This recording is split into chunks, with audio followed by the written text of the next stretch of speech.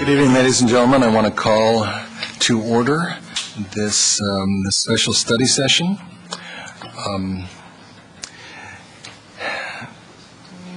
The format of the session will be that the council will discuss the issues in front of us in relationship to the policy on solicitation and donation.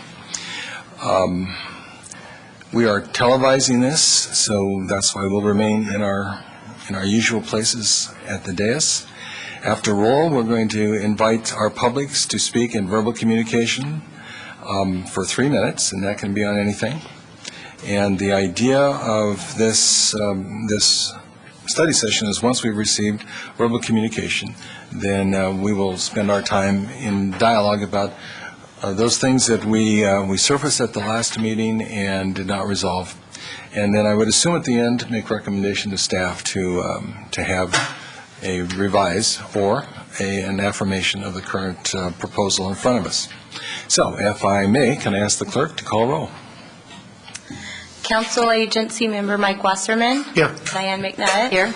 Barbara Spector. Here. Steve Glickman. Here. Mayor and Chair Joe Krasinski. Here. The first item, as noted, is verbal communication. I have a couple of cards here from people who would like to speak to this. And we'll do our usual. If you would please, when you come to the mic, introduce yourself.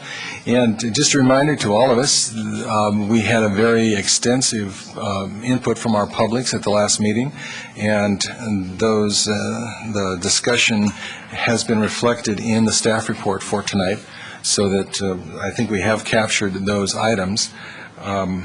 And hopefully, if you can, if I could ask the manager for a second here, that summary of the 17th discussion, is that available to our public tonight? That was as attached to... It is an attachment to the staff report. Okay, so the staff report is available to the public. Yes. Okay, very good. All right, the first speaker card is Valerie Hopkins. Again, when you get to the microphone, please introduce yourself, and remember there's a 3-minute time limit. Good evening. I'm Valerie Hopkins. I live on Tate Avenue. I have a little allergy, so excuse my hoarseness. Just want to add a few more comments to what's already been said about the town policy on donations, and that it should not attempt to have one set of rules that applies to all situations or programs. It should be separated into parts, each of which addresses a different type of project or program.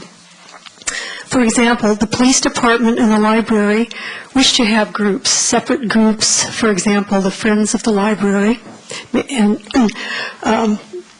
different, or a foundation with the police department that raise funds to provide assets that will enhance their public service. Raising funds for a permanent capital improvement such as the skateboard park funds is yet a different type of fundraising and should be covered under a different set of rules. Naming rights seems to be a big issue with the skateboard park, but only as to that type of a project. Appointed commissions are not in the same category, and to ask them to consider setting up a separate foundation to raise funds seems totally unnecessary and would burden their work with yet another set of rules and regulations. The Arts Commissioners raise funds for a program that benefits the entire town, but nothing tangible is provided to anyone, and we have no power to grant any privileges to sponsors at any time other than the advertising opportunity which they have paid for. Please consider exempting the Arts Commission if this proposed policy is accepted by Council. And while the Arts Commission would greatly appreciate financial support from the town, music in the park should not be jeopardized by a plan that we do not believe can fulfill its financial needs and thus fail. Thank you. Thank you, Ms. Hopkins. The next speaker is Michael Kane.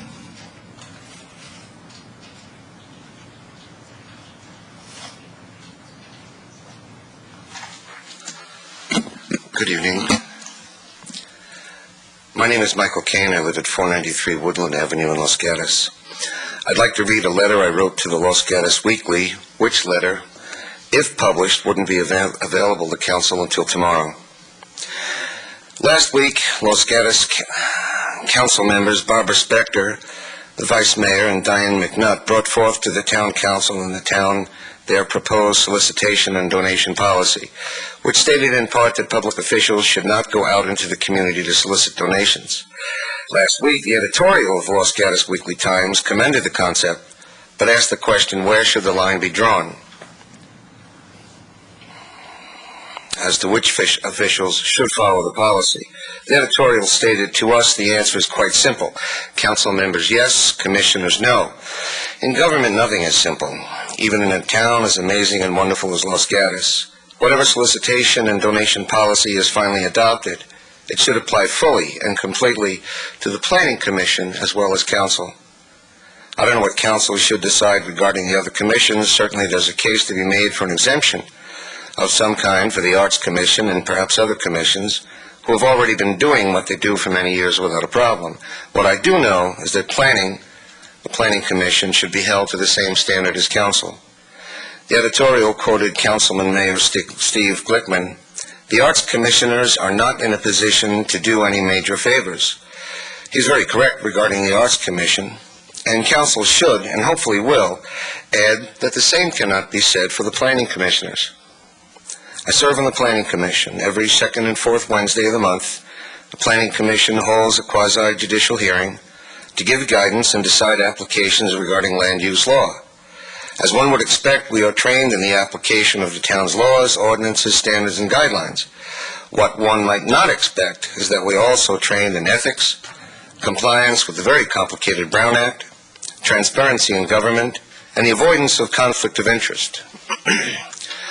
By Council and by the town attorney, we are continually counseled and reminded to avoid any impropriety and indeed any hint of impropriety.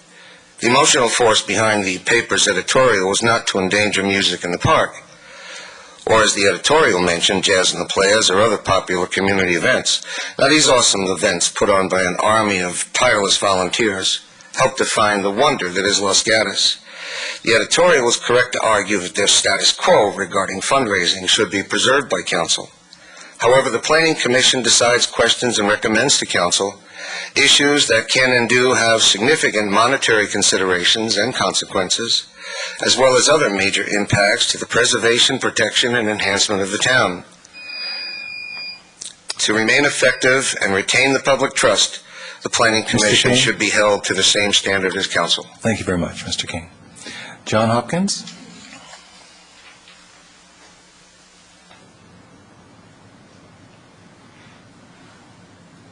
My name is John Hopkins. I live at 136 Tate with my wife Valerie, who's already spoken to you. I'm not going to repeat what she said. I firmly support what she said, that you shouldn't have a one-size-fits-all policy. It should be designed to fit different aspects of fundraising for community affairs. One of the ones that came to my mind was that there is this thought of making a broad outreach, giving donors more opportunities to give to things which would benefit the whole community. I think you need to define what you have in mind. If you're going to suggest that's what's going to happen, you may have a lot of people coming with all kinds of ideas that they think should be put on your website and doing things using the council's name in their solicitations and their advertising. So that's an area in which I see a broad policy really probably isn't a good idea at this time until you've decided what you want to sponsor. Back to the individual solicitations, I totally support the concept that the Arts Commission should be entitled to raise funds for ongoing service type presentations, namely music in the park.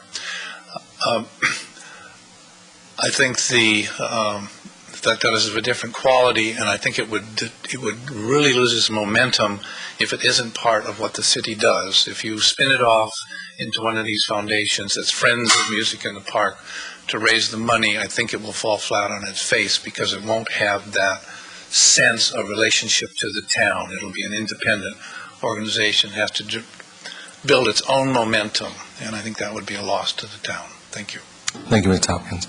And the last card is from Citizen Ray Davis. Anyone else who'd like to speak during verbal communications on this item? If you do, please bring a card to our clerk.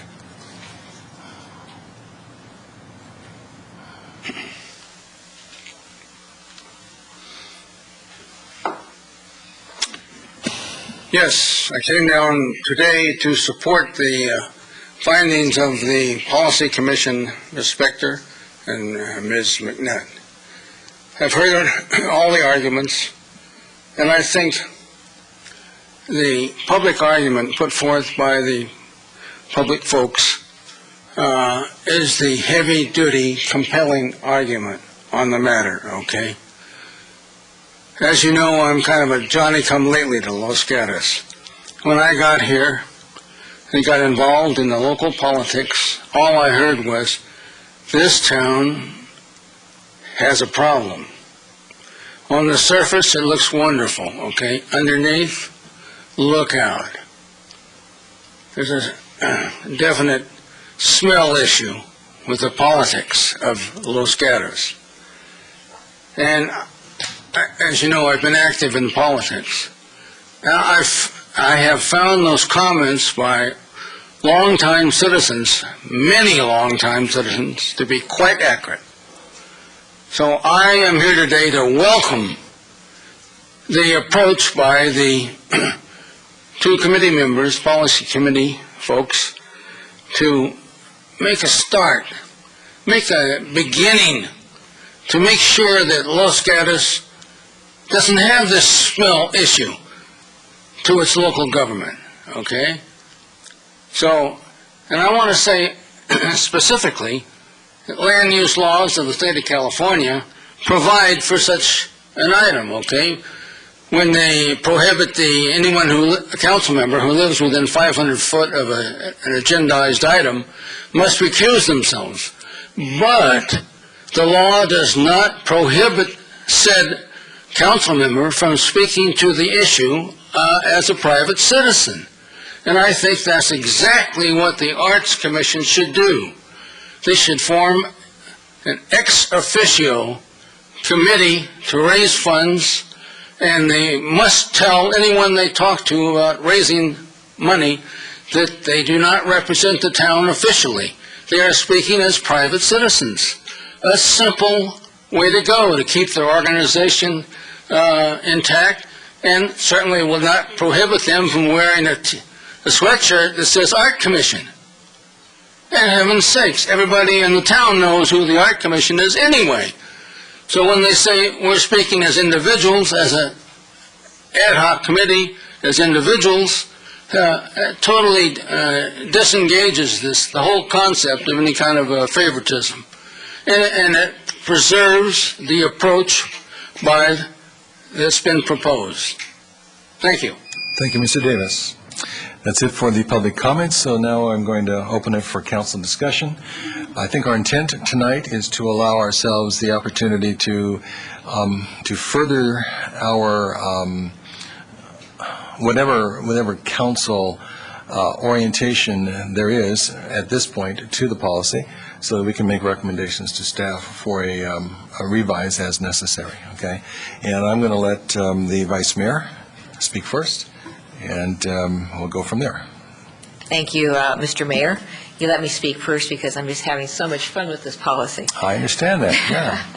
First of all, I want to begin by saying that I have found the process very helpful. I've found the process of working with Ms. McNutt over the past year or two on this policy helpful, along with the testimony that I heard at our last meeting and what the council members have said. And what I have observed and learned is that there has been an evolution of the Arts Commission. And to put this in context, in the late 1990s, a resolution was passed that established the Arts Commission, and that resolution established the Arts Commission generally as an advisory board to the Council on Matters of Art.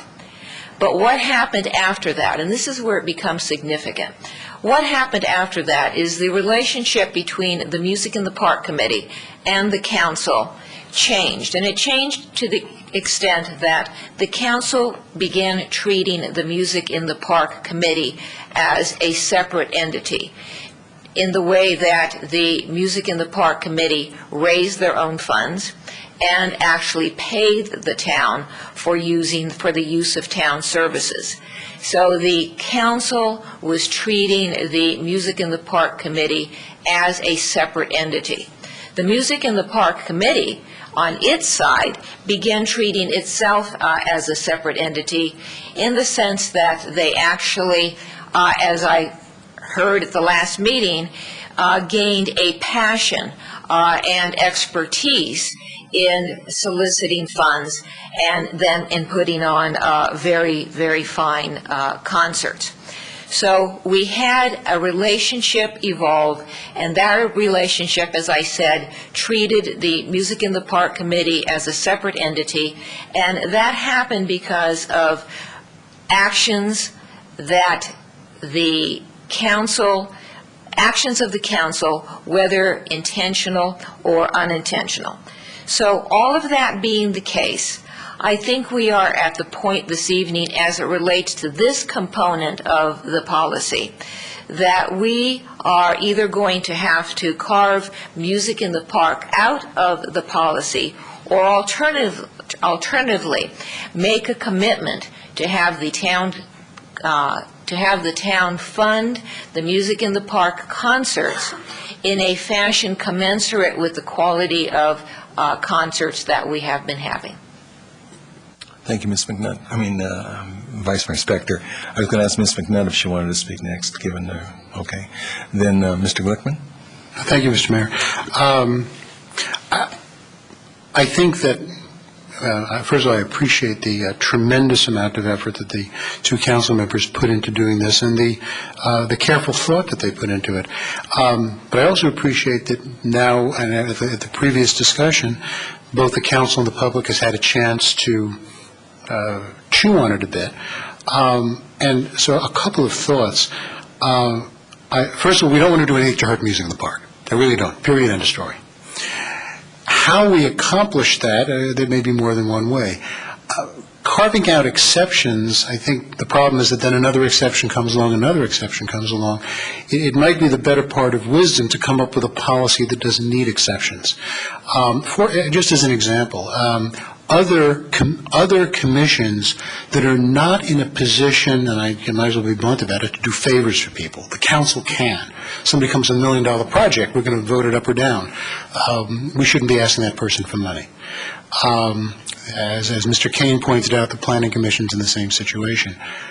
But most of the other commissions are not. I was quoted in the article that Mr. Kane mentioned as saying that the Arts Commission is not in a position to do any favors. Neither is the Youth Commission. Well, the Community Service Commission gives grants, but there's a number of other commissions that do wonderful things, historic preservation. So it would seem to me that a very reasonable approach would be to say, those commissions which, as part of their authority, can in fact make decisions that might significantly favor people, especially when that favorability is financial, should not be soliciting donations from the same people.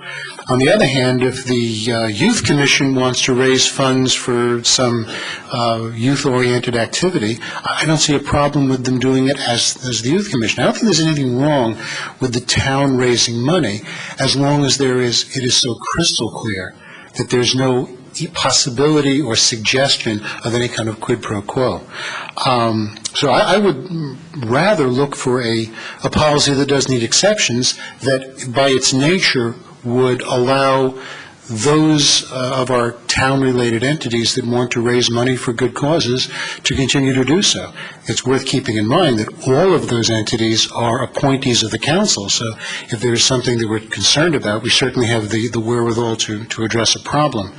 Then I'd like to phrase a question, and I'd like to get around to it at some point. On the very last page of the suggested policy by the committee, was the very last sentence. It says, "Town facilities shall not be named after an individual, group, organization, or business as a result of any donated goods, service, or other contribution to the town."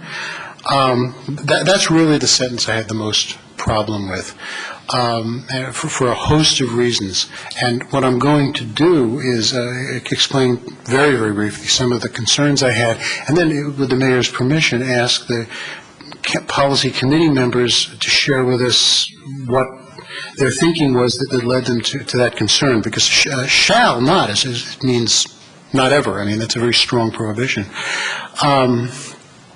I don't think there's inherently, at least in my view, something wrong with somebody being recognized significantly for making a significant contribution. And we see examples around us all the time. I think many, many streets in town are named after people. And I won't go through the list, but certainly Los Gatos Boulevard was named after Mr. Boulevard. But we have, over at the middle school, we have a gymnasium that was donated by a developer. It was a multi-million-dollar contribution. It was named after him. Well, what's the problem? If someone were to say, well, you're short of land to build soccer fields, I'll donate 10 acres to you, but I'd like it named after my grandmother. I don't see a problem with that. So I would, with the mayor's permission, ask the members of the policy committee to share with us their thinking on that. I think that's appropriate. I have no difficulty with that, but I'm wondering if on the first round, before we go to that decision, I think we've surfaced basically two areas of concern. The first is the question of the solicitation, and whether or not we can come to some consensus on that. The second is obviously this last sentence, and I think that needs to be addressed. But I'm wondering if we could get a comment from Mr. Wasserman first and my own, and then we'll go to that question. Mr. Mayor, it was only my intention that at some point during the discussion they address it. Any time is fine. Okay, very good. Thank you. Mr. Wasserman? Thank you, Mr. Mayor. I want to start by acknowledging, as we've said, the two members of our council excuse me, that have spent 1 year to 2 years working on this policy and trying to make things a little more transparent and consistent and appropriate and conforming to best policies of other cities. But what I find ironic as I look out here among our crowd in attendance is we have the Los Gatos Weekly represented, we have Citizen Ray represented, we have 4 other individuals, half of which are on the Arts Commission. But aside from that, the public isn't here.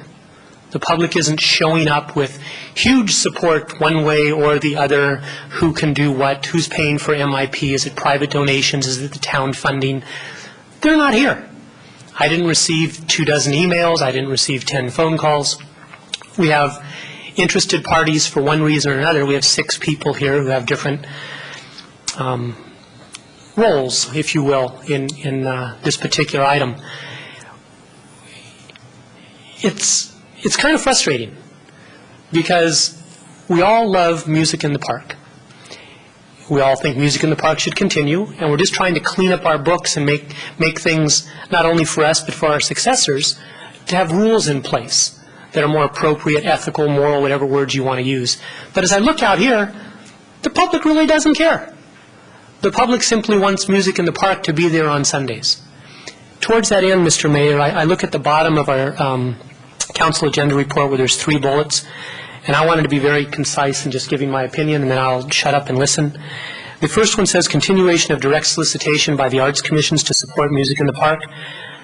I suggest that they should be allowed to do exactly what they have been doing the last several years, and should they come up short of meeting the necessary funds to pay for the performers and or the maintenance, the porta potties, the costs of putting on music in the park, that the town makes up the difference. But I think if we have volunteers in place that want to go out and raise private funds to do this, we should allow them to do that, and then the town should make up whatever difference, because music in the park is a community benefit. That's number 1. Number 2, the appropriateness of direct solicitations by other appointed officials. I agree with what Mr. Kane said. I think it is inappropriate for the town council and inappropriate for planning commission members to ask for direct solicitations because of for lack of a better term, the power that those two organizations can wield, that they do have in decision-making policies. So I think it is inappropriate for the Town Council and the Planning Commission to directly solicit, but I think it's perfectly fine for the other organizations. And as far as the third bullet, for options for other types of donor recognition, Mr. Glickman brought up the last sentence, which was town facilities, and I'm looking forward to hearing back the thought process from Vice Mayor Spector and Councilmember McNutt on the naming of a facility versus a plaque, and what their thoughts were when they crafted this, which again I appreciate. But for me it comes down to that simple of a night. Thank you, Mr. Wasserman. Ms. McNutt. Thank you. The Council Policy Committee gets all the interesting assignments. We don't sit there and come up with these things. The Council sends us off, and it seems like it's just one really difficult one after another.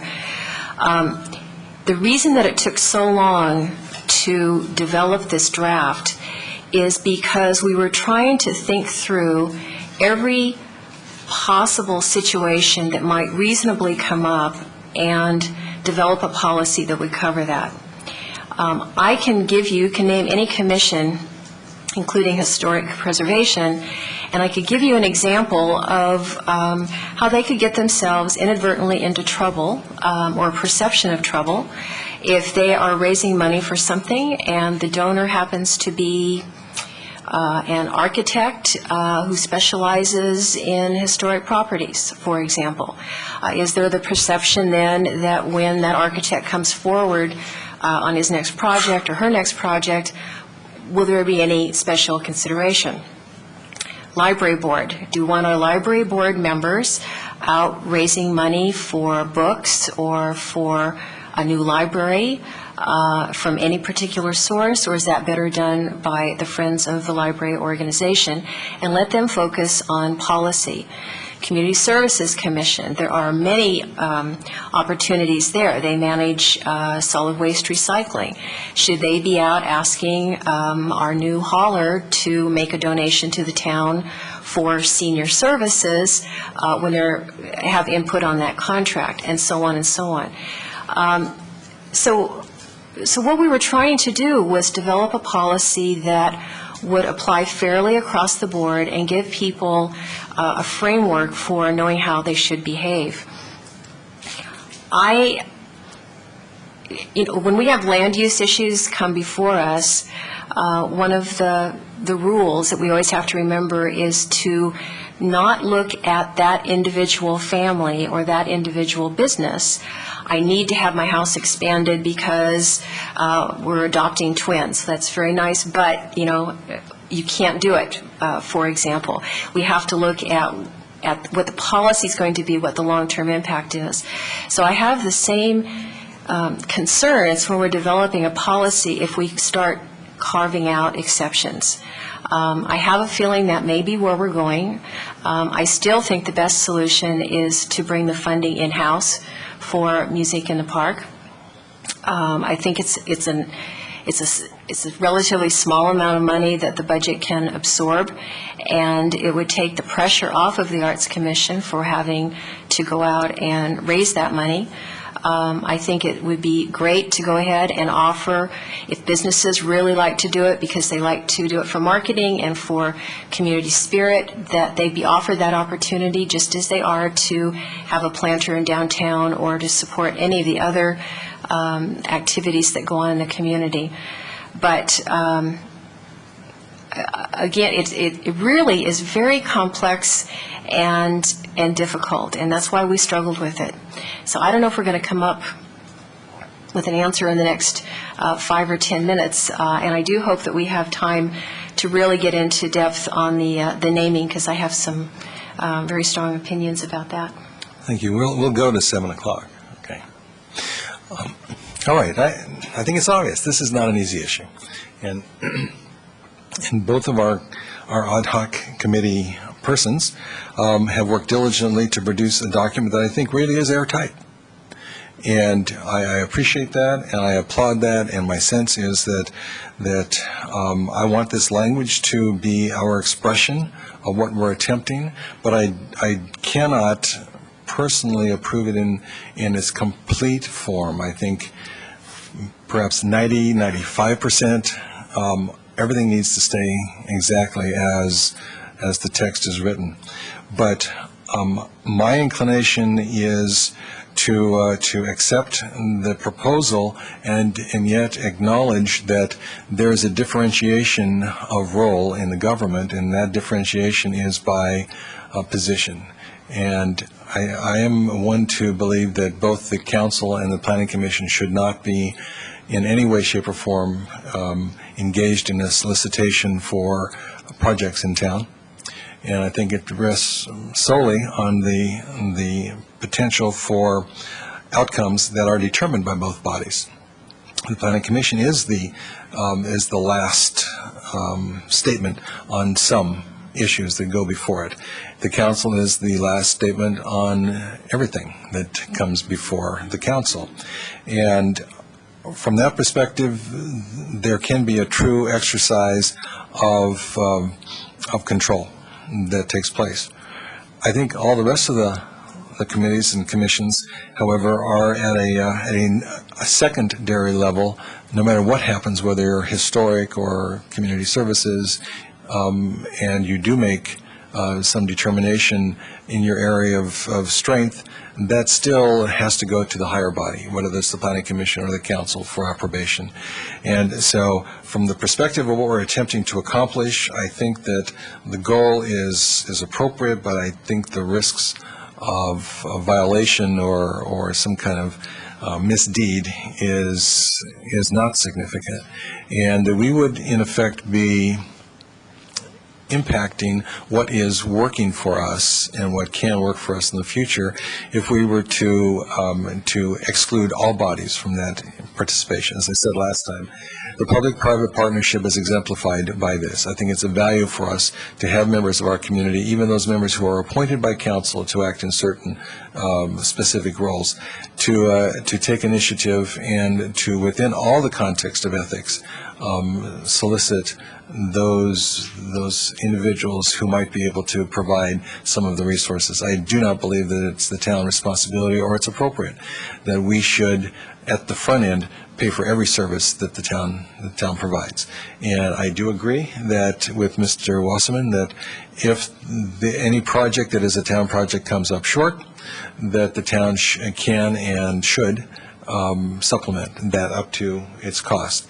But at the same time, I do think that we have a great history of working within the Art Commission, Music in the Park Committee, business community to make this process go, and I do not even want to lose that part. So my orientation in the first issue would be for us to carve out a differentiation, not based on kind of exemptions from various people, but to say we're looking at the primary issue, which is which bodies hold power, actual power for final say. And those two bodies, to me, are the Council and the Planning Commission.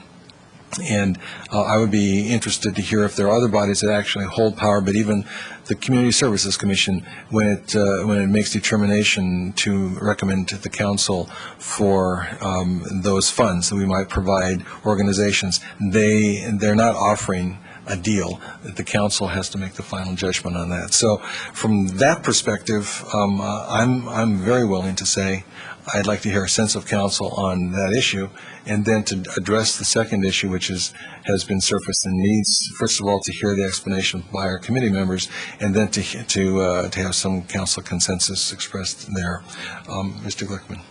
Yeah, thank you, Mr. Mayor. Just a clarification on something that I said, and also to clarify something else that was said. When I mentioned the Historic Preservation Committee, that was a poor choice, because they, in a sense, do have some of the types of authority that that the Planning Commission does. So I think it was a poor example. But I think that it occurs to me that maybe we can resolve what we're talking about by making that distinction and saying these commissions by council definition, can engage in fundraising activities, and these other commissions cannot. And I think we're quite capable of making that distinction. Just as a small clarification, the Community Services Commission does give grants, and so they do have some fiscal authority. I don't believe, Councilman McNutt, that they're involved with solid waste. I believe that's the Community Services Department under the wonderful work of Regina Faulkner. But nonetheless, I do think that we can define which of our commissions can do this, which of them can't, and go on from there. All right. Ms. McNutt?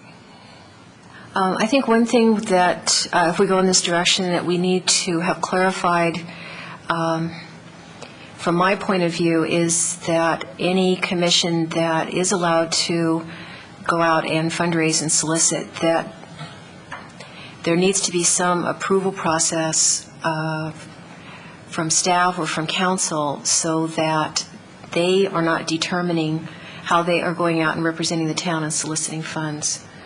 Do you know what I mean? Absolutely. Okay. Okay. Any other comments? Then I think there are a couple of issues that still need to be hammered out once we've determined whether there's a consensus on this. What I'm hearing is that there should be an evaluation of committees and commissions. I don't hear anyone saying that the Planning Commission should be exempted and able to solicit funds. I hear no one saying the council should. There is some question about a couple of the other commissions. But from the point of view of the principle of the document, I hear a sense, and I'd like to ask for that sense to be expressed right now. Everyone on council who is willing to adjust the policy at this point and recommend back for a rewrite in the section on direct solicitation, is there a willingness, or maybe I should state it as a direct comment, there's a willingness on the part of council to adjust that part of the policy to allow direct solicitation for members of those appointed bodies, the committees and commissions, excluding the council and the planning commission, and allow the other committees and commissions to be evaluated on a case-by-case basis with the determination, as Ms. McNutt said, that they will not solicit funds without some prior approval by the council. Okay. Mr. Wasserman? Are you taking hands up? Are you going to? Let's just go down. Let's go down. I agree with what you said. Okay. Ms. McNutt? It's not ideal, but it's an improvement over where we are now. All right. Mr. Glickman? I would, pending input from other council members, consider adding historic preservation, as I said, because they do make some land use determinations. They have some authority. I think general plan's probably okay, so I would add them unless I hear strong objections otherwise, but otherwise I think the mayor's suggestion is fine. Okay. And Ms. Becker? A cautious yes. I'd be willing to consider wording coming back from staff. The reason that I was okay with the Music in the Park was because they had a history, in part generated by actions taken by the council. But I would be willing to consider what staff has to say. I would ask staff to look at whether or not the commissions or committees have any final authority, because there are some in this group that I'm looking at right now that do. All right. Is that sufficiently clear? It is. Thank you. Okay. All right. That takes us, I guess, then to the next part, and the only other part that surfaced is that the statement of naming rights, shall we call it, and that's the last sentence. And I'd ask then that our two committee members have the opportunity to give the rationale, and we'll start with the Vice Mayor. Well, the Vice Mayor is going to defer to Ms. McNutt because I heard Ms. McNutt has some definitive opinions on this. Okay. Heard through the grapevine, huh? Okay. Ms. McNutt. Thank you. Well, first of all, it could be that the language that's there right now needs modification, because someone came up to me after the last meeting and pointed out that Mr. O'Donnell has a building named after him over at the school. district because of his many years of service on the board, and that could be construed as a contribution because it was a contribution of service. And it caused me to think about, well, what do we have named in town? We have Balzer, we have Baggerly, we have Billy Jones. All of those were on the basis of contribution of vision of, in one case, building a railroad in his yard and then making it available to the community, really being of service to the community as opposed to writing a check or an in-kind donation and basically buying a name. I started looking around at other communities, and the only commercial names that I could find are those that are attached to, maybe you can think of others, but those that are attached to things like baseball parks or football stadiums or conventions, not convention centers, but pavilions. And those are designed, they're civic facilities, but they're designed for commercial purposes. So that makes sense to me. What does not make sense to me in a town that, like the first sentence of the general plan and a gazillion other times in the general plan, it talks about small town environment. And I don't think you have small town environment if you have the Sony skate park or the Britney Spears Children's Library. I mean, I don't think that is what it's about. So I don't think that we should be putting out a menu, a price list, and selling off the names of municipal facilities. I just don't. Thank you. Now, Vice Mayor Spector? This is interesting to me because I had no idea what she was going to say. I didn't even know what side of the issue she was going to come down on exactly. Mr. Glickman asked for the rationale of the two committee members. Well, here's the rationale of this committee member.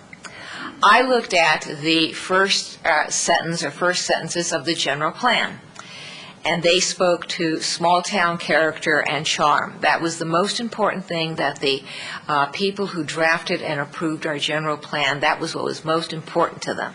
And it's most important to me. And given the fact that small town character and small town charm is of utmost importance, naming something the Purina Dog Chow Park or the Coca-Cola bottling fields, that is like the antithesis of charm and small town character. And it becomes even more complex when companies go through mergers and acquisitions. And so if you're someone like me who goes to 49er games for the past 20 years, you don't exactly know what field you're going to. At least now with Monster, it has, some kind of connection or cachet. That being the case, I don't think that, I think that Ms. McNutt stated it very well. We in Los Gatos don't sell naming rights, but what Ms. McNutt may or may not have remembered is that in the 2 years we worked on this policy, we learned about other policies in town, and we actually have, when Mr. Attaway was mayor, that council actually did adopt a policy that related to naming, and it allowed naming if the person was associated, was historical, when there was a connection that can be made between the history of the facility and the person after whom the facility is to be named. And that one they were thinking of things like Billy Jones Railroad. And so that policy is consistent with our general plan. But to sell off names, that is not consistent with our general plan.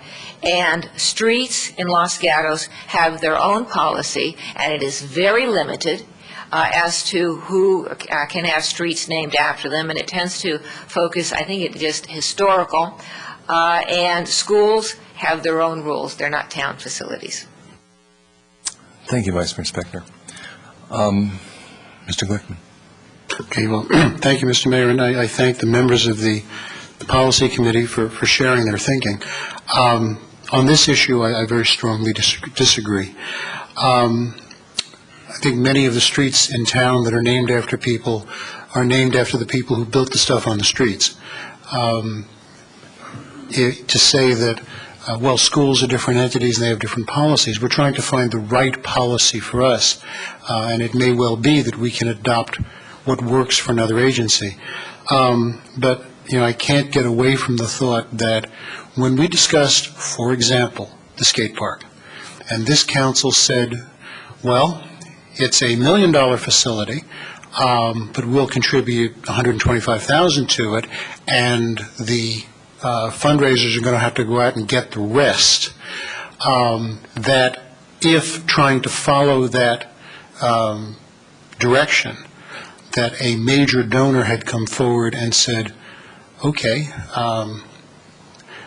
we will come up with the money, but we would like some recognition for that.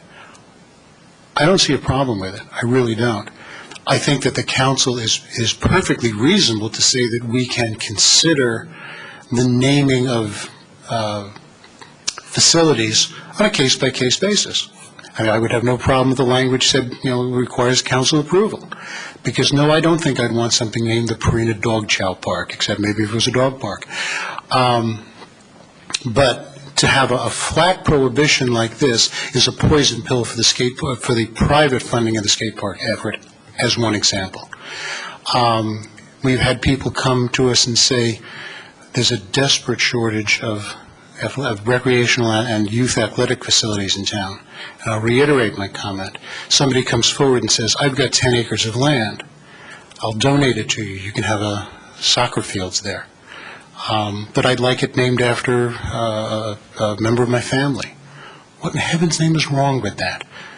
I mean, I think we can make a perfectly reasonable, intelligent decision on a case-by-case basis of what naming right is appropriate and what isn't. A flat prohibition hurts exactly the things that we say we're trying to accomplish, and if we adopt it, I think it's very, very hard for people to understand that we mean what we say. Thank you, Mr. Glickman. Mr. Wasserman? Thank you. I just need to touch on one thing because I take exception to it, and that's the skate park issue comment that was just made about building a $1 million facility and the town's putting up $150,000, and we look to the public to make up the rest. When that issue came down the pipe, we had about a $450,000 skate park in mind. We were going to build that skate park. The public came to us and said, do not build it. We won't use it. We don't want a modular park like Campbell. We told them how much more expensive the park would be. They said, we'd rather wait. That's all on public record. So we keep going back to the skate park issue, which for me is not really the issue tonight. We're looking at donor recognition guidelines. But truth be told, this town was going to build a skate park that was going to be a few $100,000. There was 150 coming from us, 100 coming from Montecito, and I don't know about the other couple of $100,000. But the reason we're at an $850,000 skate park is because the community said they wanted that. And the community said they would pay for that. So that's a whole other issue which gets my dander up. Anyway, as far as naming a facility, Mr. Glickman has a point I agree with as far as a case-by-case goes. I agree very much with what has been said about small town charm, character, etc., as stated in our general plan. And I don't want Monster Park or PG&E Park or whatever name. It's too commercial for a town. I'm proud of being a town, not a city. I'm proud of places being named after people that put in 40, 50 years of service, some sort of historical significance. I think that makes sense. The only part that I'm on the fence on is if somebody were to come in with a enormous contribution for something community-wise, I'm not sure what that dollar amount would be. I'm not sure how I would feel about it at the time. So what I'm in favor of is coming up with donor recognition guidelines now that are just that. They say guidelines that say this is how it is. We're not doing this. We're saying yes to plaques. We're saying not to being named after, but they are guidelines. And perhaps there is some situation down the road where a particular need exists in town and a particular white knight comes forward, and it's the only way that it can be done. And at that point, this council can consider that option, if you will, of saying, okay, we can name it if we so choose, or we can choose not to, and say, yes, we would love to accept your gift, and we feel a plaque recognizing your donation is appropriate. So that's where I am on that issue. Thank you, Mr. Wasserman.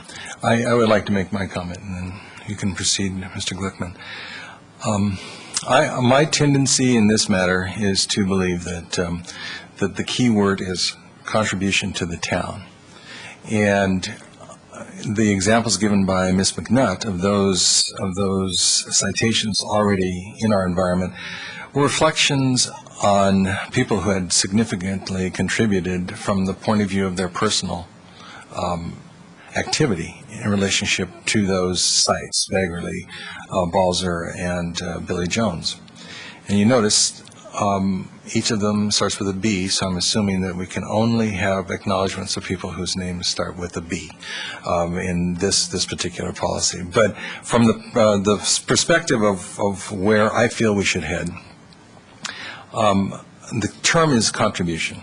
I have difficulty with the concept that let's say we have a particular project and there are a number of individuals who have given $5, $10, $100, $200 to the project. We've acknowledged them all along.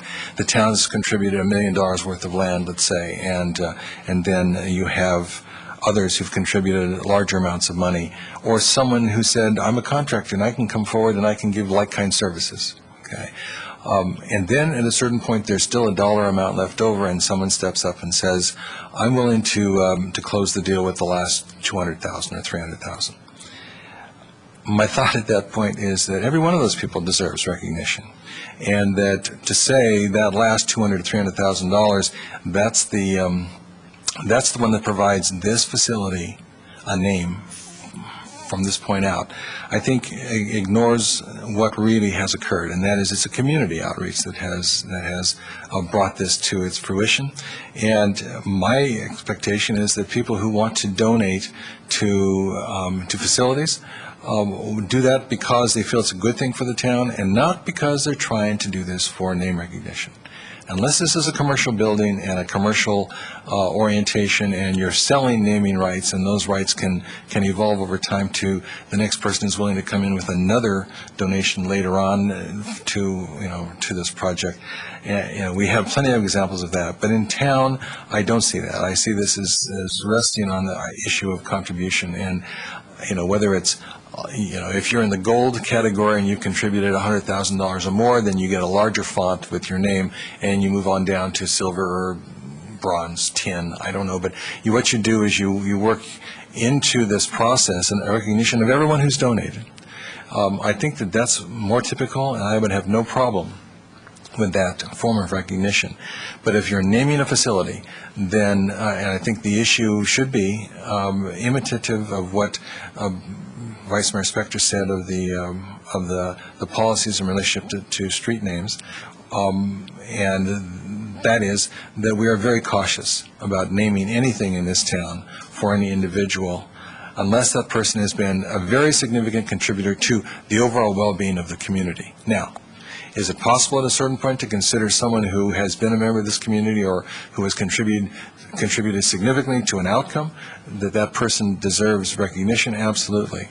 But, and perhaps Mr. Wasserman's concept that we have a provision in there for special circumstances.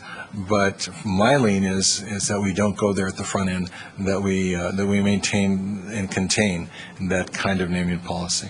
Okay? Mr. Glickman. Thank you very much. First of all, I would like to speak to the issue that Mr. Wasserman raised, which I think, to put the most positive light on it, I think is a difference in perception. We were talking about the history of the skate park effort, and it was my original idea, so I'll take the blame for it, that I thought, well, we'll do something similar to what Campbell had. It has become clear over time, and I'm not only talking about in terms of community input, but in terms of what communities across the country are doing, that the standards have gone up. And I became aware of that when the young people said, look, what you're proposing is really not adequate. And at that point, it was the council's feeling, okay, then we want to provide something that is in fact adequate. It would have been my feeling at that point that we should have recognized that this was something more expensive and been prepared to make a larger contribution, but that's not the direction the council took. To say that, oh, well, we said to the community, you have to raise the money, and they said, okay. We're talking about very young kids who came here to ask us for a skate park, and to hold them to that standard is just not something that, it's just not the way I see it. But that having been said, again, I think that there's nothing in my mind that's inherently wrong when somebody, we talk about making a contribution to the community. Someone can make a contribution by living here many years and doing wonderful work. Or somebody can make a contribution by saying, I see that the community needs something, and it will be of community-wide benefit, and it would be my pleasure, being in a position to do so, to provide the wherewithal to do that. And I don't see a problem with recognizing that. If it's the last 20% and then somebody comes along and says, well, never mind what all those other people did, sure. But that leaves the council the discretion of looking at those cases where the naming is appropriate and the cases where the naming is not appropriate. The problem that I had is the problem that I started out with, that there's a shall not in here. This is no exceptions, never. And it's that policy that I have a major problem with. If, on the other hand, it said that naming shall not be done without council approval, that's fine. And then every case that was mentioned where the naming would be inappropriate, council doesn't approve. But to have a blanket prohibition, especially when we're looking at our tremendous need for recreational facilities and people who might not donate the last 20%, but the whole thing, and then look for some recognition of their family, some recognition of themselves, I don't think that's inappropriate. But if we have a policy that says we'll do it on a case-by-case basis and requires council approval, we can still say no. I just don't want language in here that says not never, no matter what, under any circumstances. That I can't support. Thank you, Mr. Glickman. All right, well, we're near the end of our hour, so I guess we need to give advisement to staff. Mr. Wasserman, what is your feeling in this regard? My feeling that is for council discretion, and I don't know that, I'll defer to staff ultimately for the appropriate wording that says it's not encouraged, not suggested, but council does reserve the right. Council has the discretion to reserve the right to name facilities on a case-by-case. Okay, thank you. Ms. McNutt? I would leave it as is, but add a sentence clarifying that service to the community that is still possible, historical figures and so on. Mr. Glickman? I'm comfortable with Mr. Wasserman's language. I don't have a problem with saying that, no, everything in town is not for sale, but leave ourselves the flexibility. I'm fine with that. Okay. Vice Mayor Spector? I would leave the language as is because this name recognition is tied to donor recognition. Remember, we're writing a donor policy, so this is getting a name because of money, whereas the earlier policy that the town council had opened the possibility of naming if the history of the person was associated with the history of the location. And my position is that I want it to be really clear that the language is appropriate, but the statement should be with a caveat that the council may, for special circumstance, consider naming because of contribution. And the contribution typically is, as was characterized by the previous language, it's a historic contribution. It's a development of the community through this person's participation over the course of time. And therefore, it's the term contribution that needs to be defined. Now, does that mean that it excludes anyone who has contributed financially? I think that would then be at the discretion of the council to make that determination. But it would have to be extraordinary. So to say town facilities shall not be named, I think the statement should be very clear. Town facilities with some language such as ordinarily or by policy or consistently will not be named. However, there may be exceptions to this based on specific circumstances as approved by the council. Now, that's language we're making up on the site, so, that would be the development of language.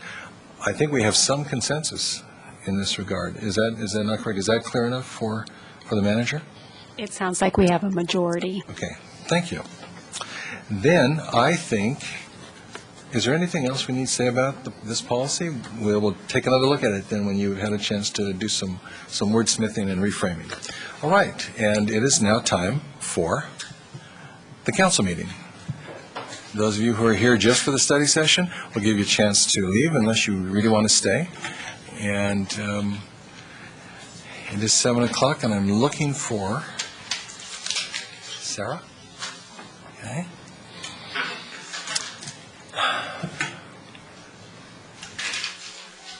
Okay. Ladies and gentlemen, I'm calling this meeting to order. This is the Town of Los Gatos Joint Town Council Parking Authority Redevelopment Agency meeting of October 1st, 2007. And I'd ask the clerk to call roll, please.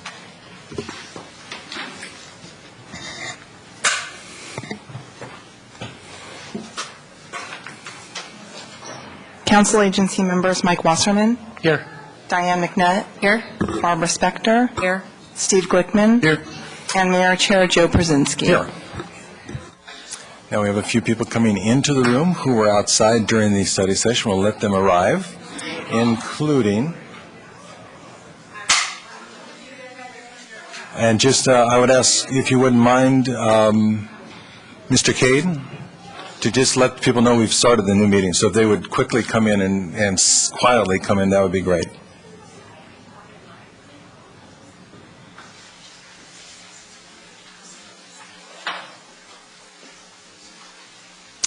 All right.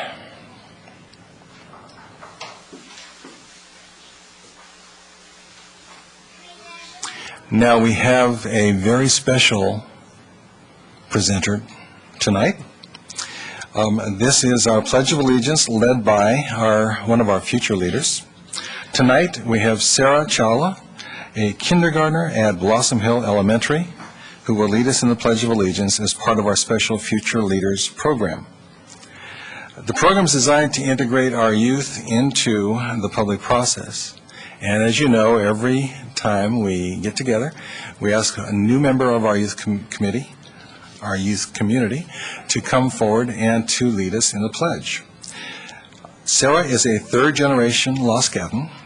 She's involved in the Los Gatos T-Ball League and has recently volunteered in leading the nature hike event for the Justin Jolly Memorial Foundation. And this is a nonprofit organization providing assistance, guidance, and sponsorship to recipients who have developmental disabilities. So, I think we have Sarah sitting with us in the front row.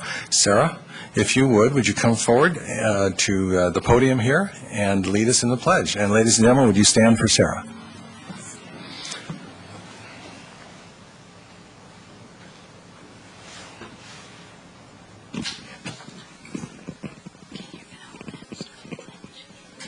Okay, go ahead. Put your hand over your heart. I'll hold it. You go. Pledge right here. There you go. I pledge allegiance. Ready? I pledge allegiance to the flag of the United States of America and to the republic for which it stands, one nation, under God, indivisible, with liberty and justice for all. Let's hear it for Sarah.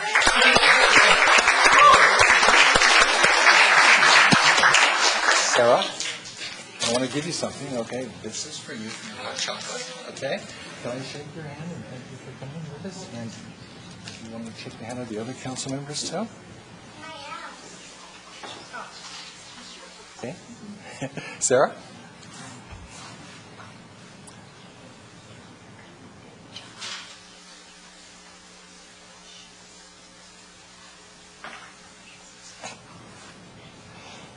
Okay, one more time, let's thank Sarah for being with us.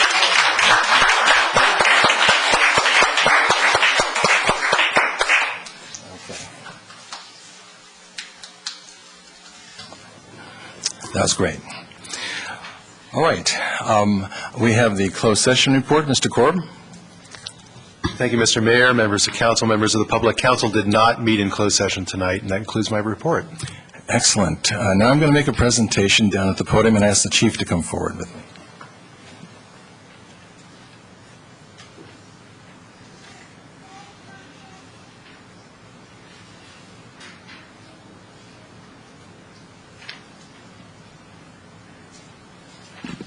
Sarah's a tough act to follow, but we're going to give it a try here. I have a proclamation that we have signed for the month of October, and the chief is going to accept this proclamation, and it reads as follows. Whereas October 17th is the anniversary of the 1989 Loma Prieta earthquake, which caused serious damage to Los Gatos homes and businesses, even though it was not as strong as the major earthquake predicted for this region sometime in the future. And whereas potential contagious health diseases, such as the pandemic flu, could have significant impacts on families, schools, businesses, and hospitals. And whereas in the event of these and other disasters, local governments will do their best to provide vital assistance to ensure the health and safety of the community at large, but may not have the breadth and depth of resources to help everyone immediately.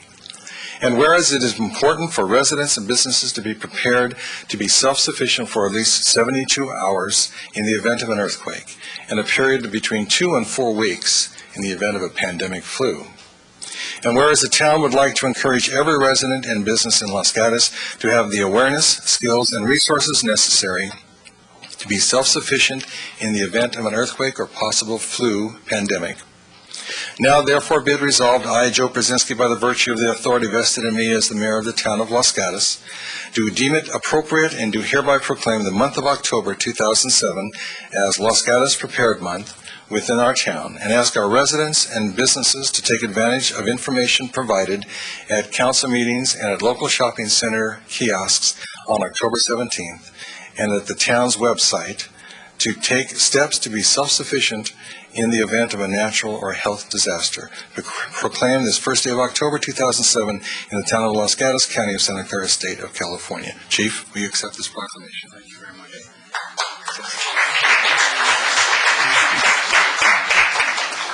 I want to thank you, Mr. Mayor, and the council for your leadership in helping the town of Los Gatos be well prepared for a disaster. We do know that it's not a matter of if, just a matter of when.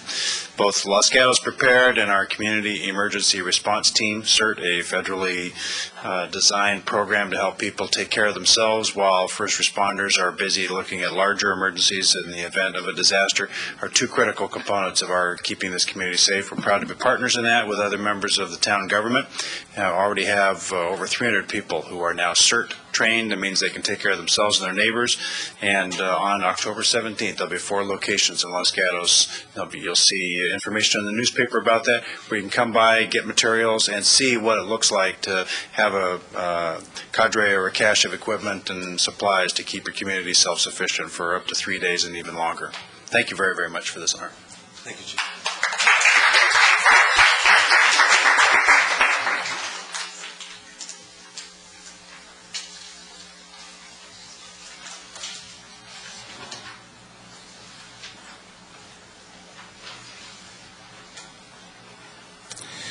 All right. Next item of business is the consent calendar. And this is the opportunity for us to approve a number of agenda items with a single motion. And I'd ask, is there anyone on council who would wish to pull any item from the agenda for consent? Seeing none, anyone in the audience wish to pull? Mr. Davis? The minutes. Okay, that would be item number 2. Okay. Okay. Just B and C? Okay. Item 2, B and C. All right. So, pulling item 2, B and C, is there a motion? Mr. Wasserman. I make a motion to approve consent items 1 and 2A. 1 and 2A, is there a second? Second. Moved and seconded, all in favor? Aye. Opposed, passes unanimously. We will hear that item after other business, okay? Now is the opportunity for us to hear from our public, and this would be verbal communications. This is the time when anyone who wishes to speak on any item not on tonight's agenda may do so, and the time limit is 3 minutes. I will ask you to come forward, and again, this is on any item not on tonight's agenda. We do have, it looks like, a couple of cards, and the first is Carl Guardino, and he is speaking as the representing the Silicon Valley Leadership Group. Okay. And he's here with his family, actually. Mayor Krasinski and members of our town council, my name's Carl Guardino. My wife Leslie and our daughter Jessica Guardino are here to invite the town council and staff and members of our community to join us for a fun and healthy way to start the Thanksgiving and holiday season with the Applied Materials Silicon Valley Turkey Trot, a run or walk for health, hope, and a home. As I think you all know, this will be the third year in a row that we will have participated in the Turkey Trot. And one, we wanted to encourage you to come. Two, to emphasize that this is a community celebration and a way to raise significant dollars for three wonderful local charities that help folks a lot needier than any of us in this room. Thank you, darling. Which include the Second Harvest Food Bank, the Children's Health Initiative, and the Housing Trust of Santa Clara County. In just the first 2 years of this community event, we have already cleared more than $364,000 for these three local nonprofits. This year, we anticipate raising another $225,000 with 4,000 participants and 400 volunteers to support those participants. The day also includes our Quickest Cop, Fastest Firefighter competition. We want to thank Chief Seaman for supporting this over the years and expect to see our wonderful force out there in force to support the event this year. By the way, this isn't as easy as it looks. The second is our Kids Fun Run that Lucille Packard supports for kids ages 2 through 9 to come out and join us for that run. And also, for the first time this year, VMware is hosting a Can-Do community competition in which Second Harvest Food Bank trucks will be there so that we hope all 4,000 participants, all 400 volunteers will bring a bag of canned goods that we can immediately load into the trucks before the race for Second Harvest Food Bank with a goal of 40,000 pounds, enough to feed 4,000 families for that entire holiday weekend. But the best part that we want to encourage each of you to personally participate, and remember it's run or walk, or you can amble or any other way to get across that 3.1 mile very flat course, is our CEO elected official celebrity challenge. We will have a special tent for you, free massage, your own t-shirts and caps, and a great time by all. So we want to thank you for all you do for our community and hope that one more morning you will give back and join us as we raise funds and awareness for health and fitness for people across our valley. Thank you very much. Thank you to the entire Guardino family for being here and encouraging us. And we look forward to being participants in this on this Thanksgiving. So, Thank you. Thank you very My much. daughter just said I love you, so I think that was meant for the whole account. Do you want to say it again? I love you. Thank you so much. Thank you, Council. And we will pass these out I to love you. Okay. Very nice. All right. The next speaker is Citizen Ray Davis under verbal communication.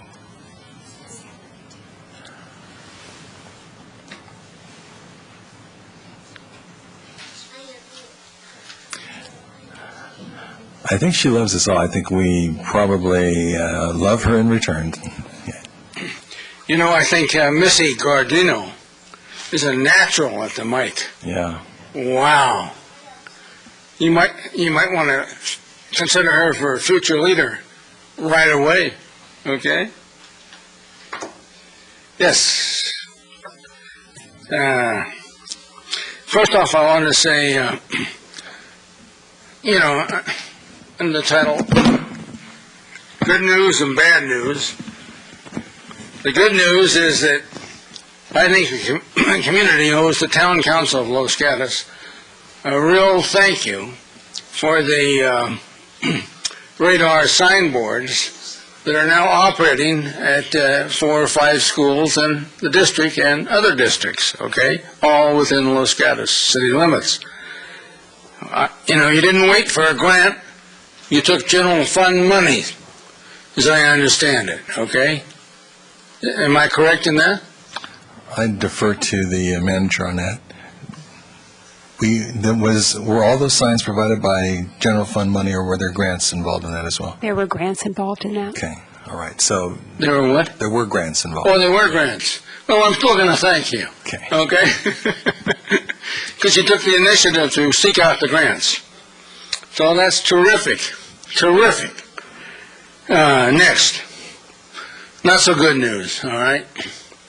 As you know, extremely large segment of the community is vitally interested in providing sports fields for the youth of the community, okay? And the 13 acres in Vasona raises a wonderful opportunity, all right? But yet, we've had difficulty communicating with you folks, okay? We've had 2 closed-door sessions by you, shutting up we the people. We've come down twice in force and talked in a one-way fashion, as allowed by the Brown Act, and no dialogue, answering dialogue from anybody on the council, other than Mr. Wasserman's comments about we're liars. So, we need, ladies and gentlemen, a study session, finally, to have an open dialogue back and forth on all issues relative to said subject, all right? We've been shut out for 3 months or 4 months, 5 months even, out of the dialogue. And so we need you to respond to our community needs by listening to us and talking to us for a change, okay? So we're very strong on that. I hope you're listening. Thank you very much. All right, next item on our agenda is public hearings, and there are no public hearings tonight, which brings us to other business. And as I said, the decision on the consent calendar that's pending will be addressed after other business. So this is a discussion of options for development of a new library and provide direction to staff regarding next steps.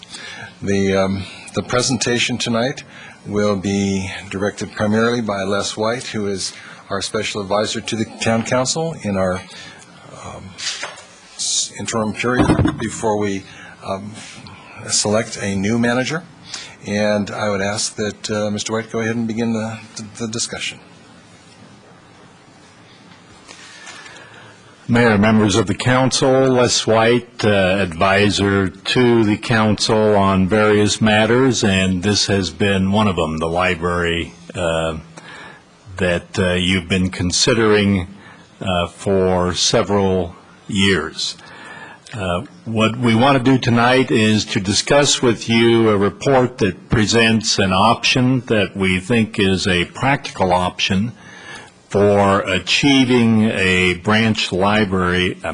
main library of approximately 31,000 square feet. As the town council recalls, on June 18th, you approved a civic center master plan, but when you did that, you also approved some guiding principles for reviewing the possibilities of achieving a new library, and those were that the library project must be practical and achievable, that the town must be able to afford construction of the library and any necessary parking with minimal or no impact to the taxpayers in the form of additional property tax assessments, and the library must be functional and must enhance library services.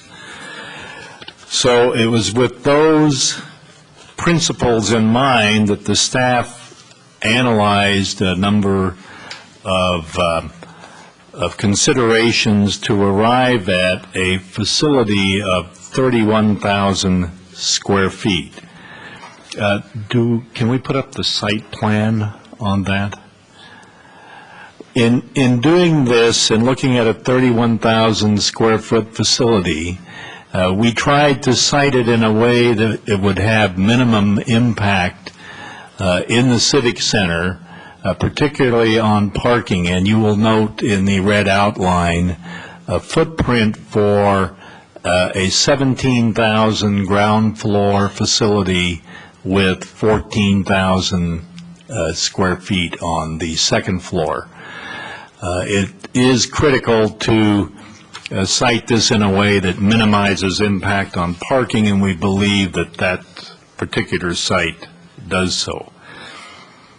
Now, we arrived at 31,000 square feet because of various rather pragmatic reasons. One, we don't believe that without a bond measure you can afford anything larger than that.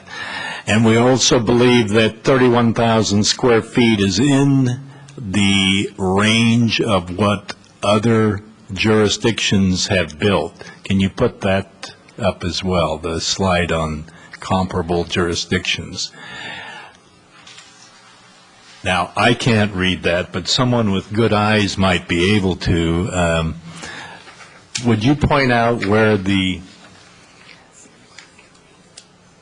you have Santa Clara on the upper end, and you have in the 31,000 square foot in a pink color what would be projected for Los Gatos, and then you have the current Los Gatos in the second from the left of 13,970 square feet. So you can see that where you are now is not necessarily where you want to remain. Where you could end up is somewhere in a mid-range, and I think that I would say a mid-range because some of the other jurisdictions where it shows considerably more square footage are also larger jurisdictions. Do we have one other display, or is that's it? Okay. We had looked at the 31,000 square foot facility in relation to some recently built facilities, and also found that that was kind of the average for jurisdictions the size of Los Gatos. If I might point out, Mr. White, if you're looking at that chart, it's the sixth bar from the left. That is the Los Gatos. Yes. Projected. Okay. Right there. No, that's one. Los Altos. Back, To yeah. your left, right there. That's the one. That would be the 31,000 square foot facility, and then you might compare that to what you currently have, which is the second bar from the left, which is the 13,000. With 31,000 square feet, you're going to have an opportunity to have a technology training room, study rooms, space for children's services, a storytelling area, a self-service checkout facility, and other improvements in terms of space that you don't have now. Would it be adequate for a jurisdiction this size?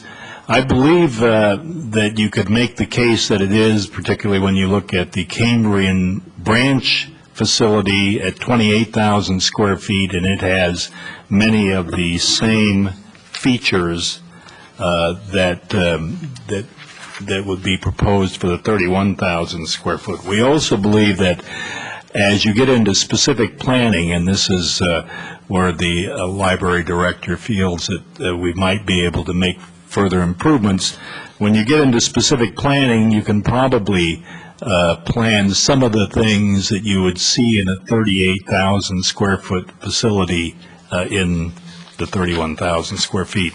Should be noted, though, in looking at 31,000 square feet, we're not looking at having a community room in that facility. That space would be used for main library types of functions. And what would need to be considered by the town council would be utilization of the current library building for a community room. And I think that ultimately, funding permitting, would be a very doable alternative, considering how close it would be located to the new library. In the report that we provided to you, there is an analysis of what happens on the parking. And in brief, what we concluded with 31,000 square feet is that you would lose approximately 35 spaces to construction, but you would add roughly the same number as a result of relocating the bulk of your police activities out of the Civic Center. We also indicate that you can gain something on the order of 30 spaces of surface parking by reconfiguring parking and utilizing a couple of the vacant, not vacant, but occupied properties that you have with homes in the Civic Center, and you could convert those to parking. And then we indicate that with that addition, that would match closely what the town code requirements would be for additional parking. So we ended up with a scenario where you gain about a parking space over what arguably you could say is needed as a result of the construction of a library facility, the removal of some parking, and the gaining back of parking from the police facility being moved out. Preliminary cost estimates for a facility like we are talking about was on the order of $17.8 million, and that was based on $575 a square foot.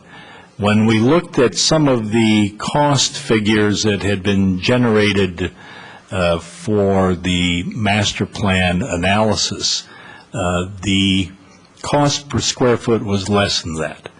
But then in looking at some recent libraries that have been built, some of them were in the $575 to $600 a square foot range, so we thought $575 would be reasonable to use. So that is the basis for a construction cost for a 31,000 square foot facility of $17.8 million, exclusive of parking, furniture and fixtures, demolition and site improvement cost, and contingency cost. Now, if do we have the financing chart?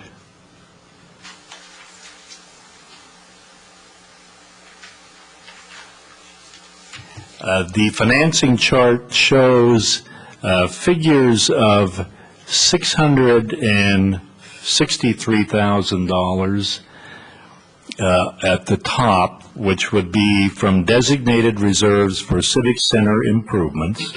It shows $1 million from the Revenue Stabilization Reserve. It shows a repayment of a police building loan from the redevelopment agency, or from the general fund. No, it is from the redevelopment agency, which could be used for this project. And then $14 million of potential future financing from tax increment dollars, which would total $18.3 million available to finance the $17.8 million. But there's two caveats that I'd want to make with respect to these figures. The first one is it does not include interest income during the construction period from the $14 million. Emily Wagner, our financial consultant, estimated that to be $700,000. And it does not include some excess tax increment that you would have at the end over and above what you need to finance the $14 million. So potentially you could have $1.8 million in excess of the 18.3, which would be available to help with the parking costs, site demolition, and some contingency. It's a tight budget, but it has potential. It has the potential from this standpoint that if for some reason you locked in on the 18.3 and you realized a good portion of those additional dollars I mentioned and you still came up short, you have another option, which is that you could shrink the building 1,000 square feet, and that's worth $500,000 to $600,000. So you have flexibility, I think, on both sides of the financing.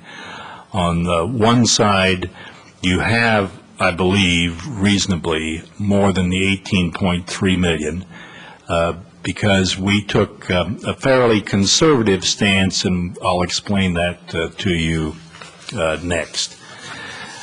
There were some key considerations in the financing of this.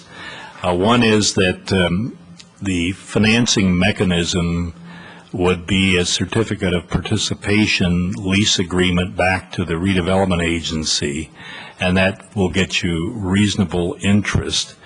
And it's a very solid way to finance facilities like this. And you can finance with RDA monies under state law public libraries. You can't city halls, but you can public libraries. You just need to conduct a public hearing before making any final determination. The reason I think these numbers are relatively safe is that you've been averaging 8 to 11% in assessed valuation growth over the past several years in your redevelopment agency. We are using, for purposes of estimates here, at the behest of Emily Wagner, the financial consultant, and with her blessing, 4%. And even our finance director will tell you that he feels relatively secure at the 4% because it is half of what your growth has been. Of course, now I need to make eye contact with him to make sure that, yes. We've discussed this at length, and the last thing you want to be is too bold in estimates, but you don't want to be freakishly conservative to the point that you embarrass yourself on that side of it. So I think we've taken a rather conservative middle approach here. There's a couple of other caveats that we have to put out there. One is that by the year 2027, you reach the cap that you have on the use of tax increment funds. You have a cap at $250 million. You will get to that in 2027. But you can still accumulate tax increment funds after that, which can be used for, you will have accumulated something on the order of potentially $3 to $4 million above what you need for paying the bonds by 2027. So you'll have a pot of money that can pay on the bonds for 4 years until the bonds are paid off. That is one thing that we would want to explain to you more when we do a more in-depth financial analysis, but the cash flow of this works on the basis that if you hit your 4%, you will have money to handle the debt, even though you hit your $250 million cap. Another thing that we've done in this is that we have assumed that the money that you pay from the redevelopment agency to the town for administrative cost would be capped in the year 2016, 2017. Right now, you transfer roughly $600,000 from RDA to the town. We're saying that let that grow for another 10 years, but then cap it. Because when you reach the end of the life of the redevelopment agency, you don't necessarily want to be faced then of all of a sudden cutting off $1 million or $1.1 million, and that's where the administrative fees could grow to if you just let it go without any constraints. So in effect, what we're saying is right now you're transferring $600,000, plan on in 10 years letting it grow to $750,000, but then stop it at that point and just flatten it at $750,000 till the end of the redevelopment period. That also helps in securing the debt on the certificates of participation that are underwritten by your redevelopment funds. Another assumption we made is no use of proceeds from land sales.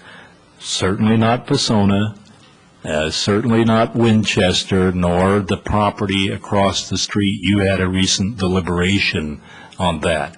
I would suggest that you might want to consider at some point maybe one of those smaller properties if you really needed it, but that's a determination that would be made after you've done more in-depth financial analysis. Now, this approach doesn't come without some cost to you because it does utilize most of your remaining RDA bonding capacity. So those funds, for the most part, would be devoted to the library, and therefore it's assumed that the library is still, in the eyes of the community, one of your top priority capital needs. There is still something on the order of $4 to $5 million available for capital projects in the general fund reserve. So that would not be affected. When we looked at this, we thought, well, you have a couple of other choices. I've alluded to those already. One is if you don't want to do a 31,000 square foot facility, you could do a 38,000 square foot facility as was discussed in the master plan. That would take a bond measure of something on the order of $6 to $9 million, maybe up to 10, for two reasons. Each 1,000 square feet more is going to cost you $500,000 to $600,000, so that's about $3.5 to $4 million. And if you go with 38,000 square feet, there's no way that you can mitigate your parking needs without a parking structure of some kind. You're on the cusp with 31,000, but that works. And we've even explored, just tentatively, the notion on the 31,000 square foot facility of talking to the church about leasing some spaces from them if necessary. But with 38,000 square feet, you're going to have parking needs, and therefore costs that we believe at staff level would go beyond any pay-as-you-go approach. And then on the other side of the coin, if in fact you end up with insufficient funds, as I indicated, you could shrink the building from 31,000 to 30 or 29,000. At some point you have to ask yourself, how far do we shrink it and still have a reasonable investment in a new facility? We tried to stay around the 30,000 size facility based on some of the buildings that we've seen built out. I will say, and in walking with the library director through the Cambrian Branch Library, which is 28,000 square feet with a 2,000 square foot community room, that if you switch out the community room and use that space for some of your main library functions, and you add a couple of thousand square feet where you're in the 29, 30,000, 31,000 area, you can have, I think, an extraordinarily fine facility for this community. So then it's just a matter of that.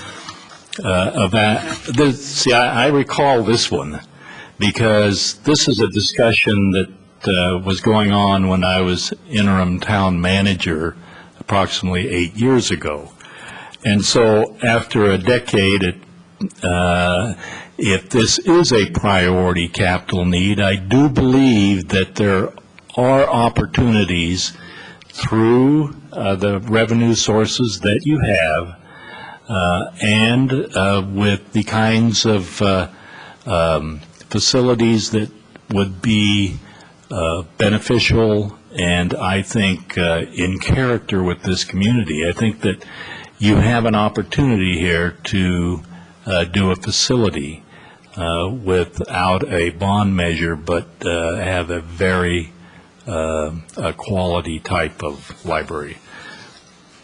So that the next thing that we want to do is ask you to direct staff to proceed with specific planning for a new 31,000 square foot facility. Direct us to get a request for proposal process underway to engage an architectural firm to firm up cost estimates, parking requirements, and a design for the two-story main library building. And then direct us to have further consultations with our finance consultant to further refine the financial analysis and to clearly identify for you the financing process for issuing RDA bonds and certificates of participation to finance this. And the library director, the finance director, Curtis Banks, who worked on the parking out of planning, they're all here and can answer questions. I do want to acknowledge the great work that they all did, and particularly the library director, because she had to think long and hard about a master plan where they've devoted a lot of energy towards a particular facility, and she has done a really good job of thinking through how one of 31,000 can work effectively. Curtis Banks did a great job on analyzing the parking, and Steve and Emily Wagner have done a first-rate job of really pounding away at the financing of this and looking pragmatically at your reserves and the financing options. Thank you, Mr. White. A very comprehensive report, and we have the opportunity to discuss this tonight. Before we ask council to ask questions, I'd just like to remind our public that you will be invited, or you are invited, to comment to this report or to express yourself. If you so wish, there are cards in the seats that you should fill out and bring to our clerk, so that when we get to the opportunity for the public to comment, you will have the opportunity to do so. So again, if you intend to speak on this item, this is item number 3, then please don't hesitate to bring that forward. Okay? Questions for staff? No question? Okay. Questions for staff initially. Let's start with Ms. McNutt. Thank you. First, I want to thank staff for really listening to the council principles and being creative and looking at this with a fresh eye. And when we said something practical and achievable and affordable, I think you've come up with something that certainly is intriguing to talk about. I wanted to go a little bit farther into, you went through the next steps, but could you give me a little bit more idea in terms of timing and where the public process kicks in, how many times it'll be coming back to for public review and comment? We have not as yet planned for the public process. We would ask council for input on what they would like to see with regard to that. We would be coming under the direction we've requested. We would be coming back to you with a recommended architect in response to the RFP that we conducted. I know we are going to be meeting with the subcommittee at some point, and it may be within that subcommittee we would want to discuss the public process and to bring to the council recommendations of how that might occur. May I? And I'm not going to ask you this question, but I'm going to warn you that I suspect it's going to be asked, and that is, if everything goes swimmingly, when would groundbreaking be? Because I know these ladies out here, and just get ready for that one. Okay, so that question will remain out there for a future response. Mr. Wasserman. Thank you, Mr. Mayor. Thank you for an excellent job. I've got my library card in my pocket. I'm ready to go. My question to you, with all the numbers and such construction costs, and you also mentioned furnishing not being included yet. I know that would come as you cleaned up the numbers. What is the estimated increase in annual operating expenses for staff for a library twice the size? Utilities, that kind of thing, that we need to fund on an annual basis for a library 120% bigger than what we have, which I think sounds wonderful. Interestingly, there's a guideline that goes way back to Andrew Carnegie, and when he funded thousands of libraries across the country, and he said you have to figure 10% of the cost of the library is what it will cost to operate it every year. So we're just about there, actually. Our budget, well, I don't remember exactly the number for 07-08, but it's around $2 million, and that is approximately 10%. What I'm not saying that you would not need to have any more staff. I could think that, and again, because this is a two-story building, you might need another staff member or two, and of course that's always the most expensive. However, what you have the opportunity to do in a new library is design it to absolutely maximize the staff that you have. And you look at lines of sight as far as supervision of what's going on in the building. You look certainly at self-service and promoting that to the greatest degree that you can. We may need a larger collection, and that's something that could cost more as the years go on. That is a possibility. That one of the advantages of the newer library is that you would have room to put things.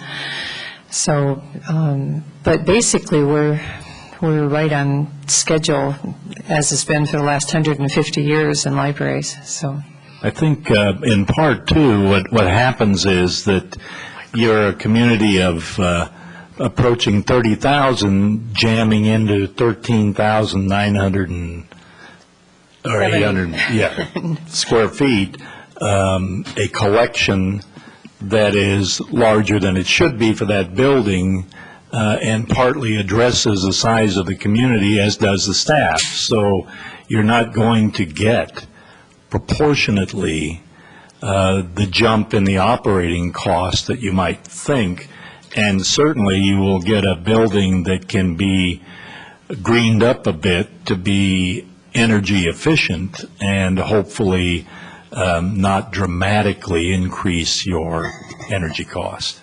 If I may just finish, Mr. Mayor? Please. Thank you. The reason I brought that up is in the past few years I've heard of libraries that have opened and that didn't have sufficient financial foresight to have enough staff to be open 7 days. And if you want to build a building to be open, I want to make sure that we build it so that it can be open. And I just want to make sure all that goes in there, which I'm sure will happen as you sharpen the pencil. Thank you. Thank you, Ms. Wasserman. Vice Mayor Spector. Thank you. First of all, great staff work, great staff report. I want to thank the mayor and Ms. McNutt because they have been the council's ad hoc committee on this issue. First of all, I also thought that Mr. Wasserman's questions about the increased costs were very good ones, and I look forward to those answers as the process proceeds. I had a question. You made a statement about 10%, and that's 10% of what? Of the construction cost. And then the other question was, at the end of your staff report, you are making some requests or suggestions to us. Do any of those 3 items have a cost? And if so, what is that cost? Yes, the direction to develop an RFP does have a cost. We don't have that number at present. We have the funds available in the designated reserve for the Civic Center Master Plan for that purpose. Until we proceed with developing an RFP and costing that out, I don't have that cost, but I could get that back to you prior to issuing the RFP. And as far as the additional financial analysis with Emily Wagner, again, we have that money in the designated reserve. And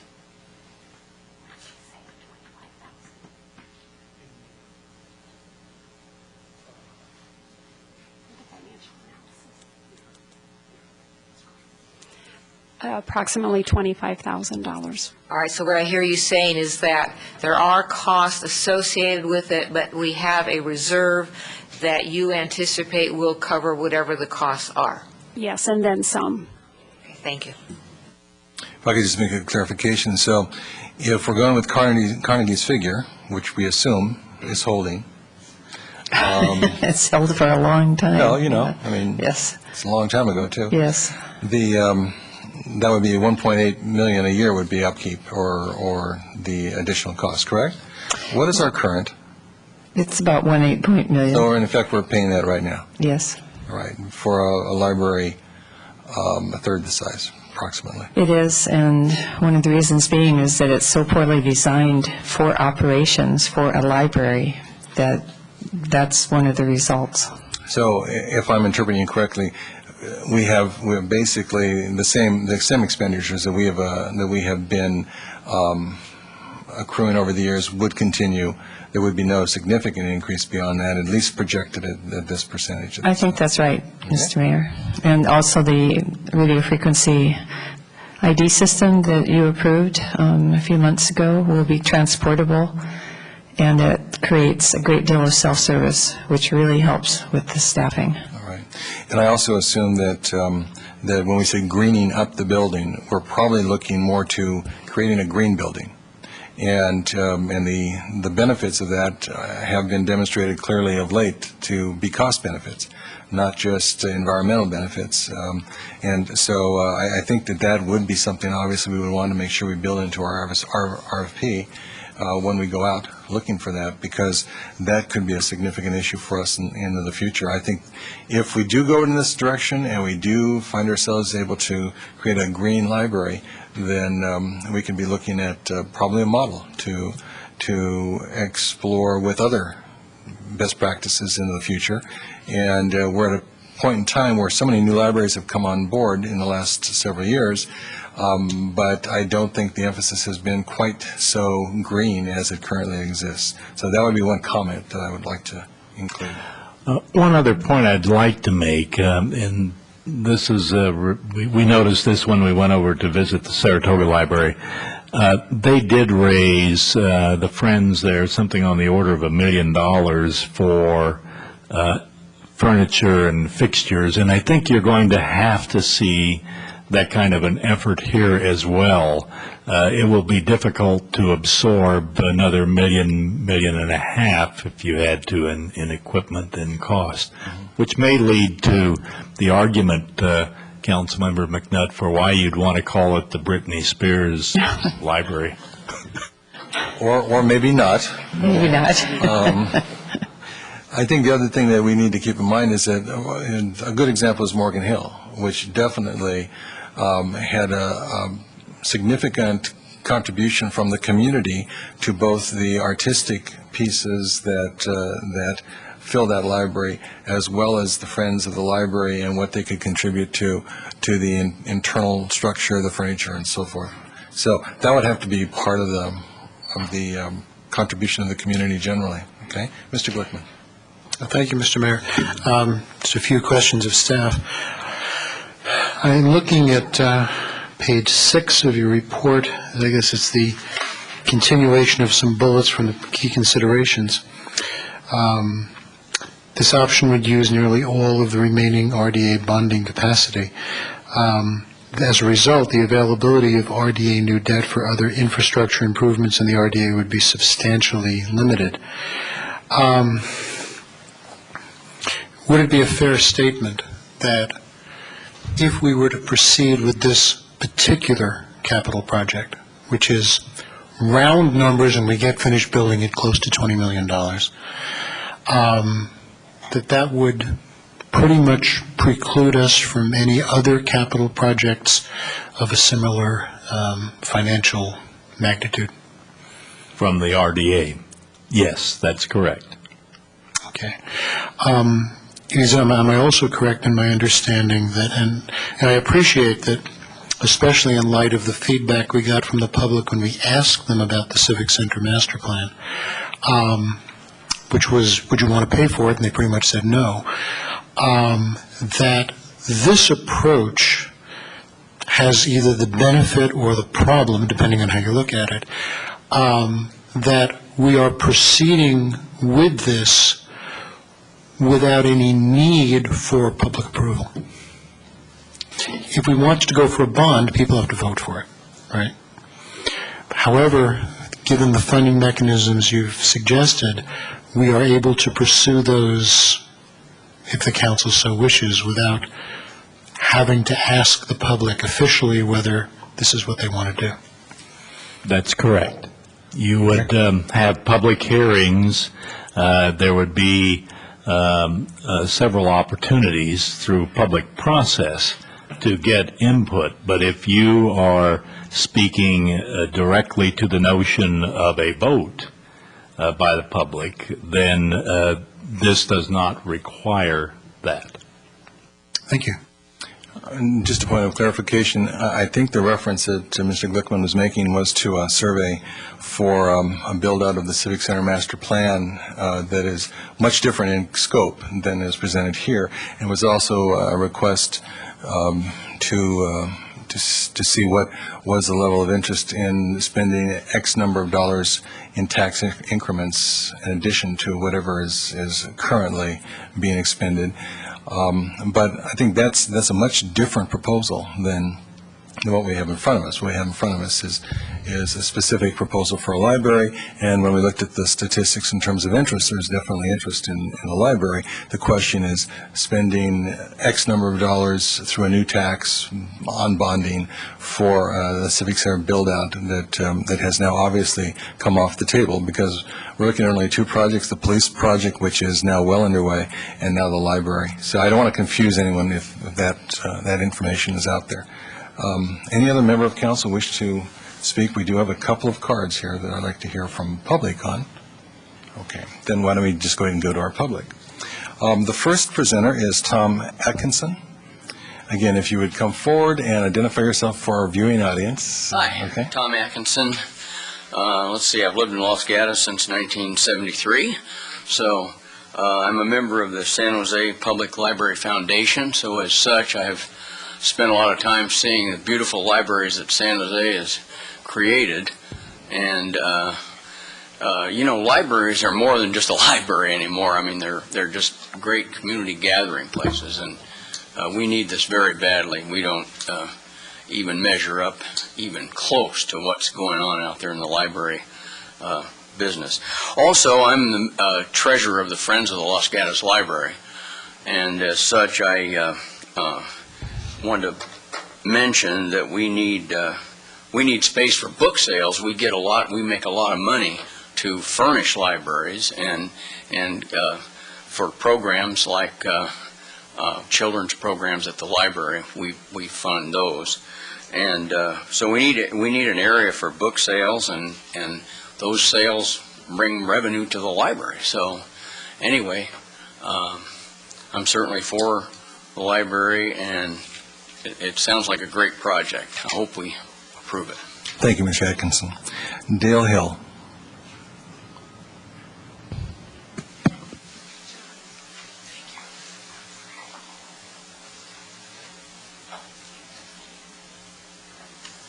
My name is Dale Hill. I live on Robin Way in Los Gatos since 1965. There isn't a whole lot that's concrete here to respond to. We don't have drawings, but there are a couple of concerns that I think the earlier they get mentioned, the better off we are. First of all, it is exciting to feel that we're finally getting to the point where we are moving forward toward getting a library. This has been a 20-year saga in town with starts and stops, and I'm pleased that we're at this point, and congratulations to the council. I have some concerns about giving up the community room that is integral to the library. I understand what's being said, and if the current library upstairs gets turned into a community room, it would work for many things. It would work for meetings. You would need to add a kitchen, and you would need to add an upstairs bathroom. But, the space is there. What it would not work for is the quarterly book sales of the Friends. Can you imagine we little old ladies and our husbands, when we have them, pushing the trucks of boxes of books from that corner to that corner? As Tom said, you've got to figure space for the things that do raise money, for the things that the town doesn't pay for. The children's programs, a lot of the equipment. I personally spend a good part of my time selling books on eBay to raise money for our library, and it's a mess right now, so don't make sure that gets included. The other point I wanted to make, and this again goes to the community room and not necessarily the bookshelves and the computers and so forth, just be aware of the fact that there are many organizations that are both Los Gatos and Saratoga members, AAUW, League of Women Voters, other groups.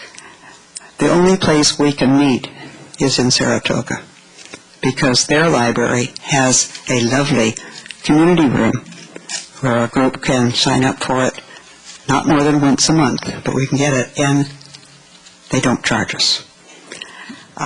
Los Gatos has a neighborhood center, and you charge an arm and a leg, so a nonprofit group can't use it. It's just a point to think of as we go through with plans. Thank you, Ms. Hill. My time. Thank you for listening. Citizen Ray Davis.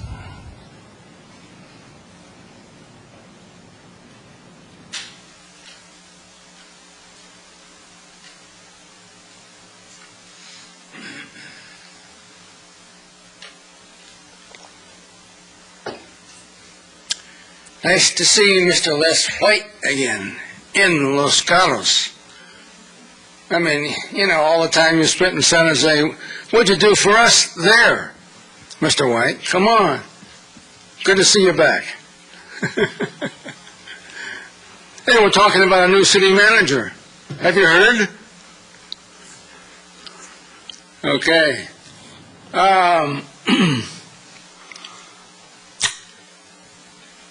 Darn.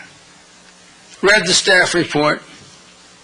Listened to the discussion tonight. Not one word about our existing library as to what's to happen if a new one is built.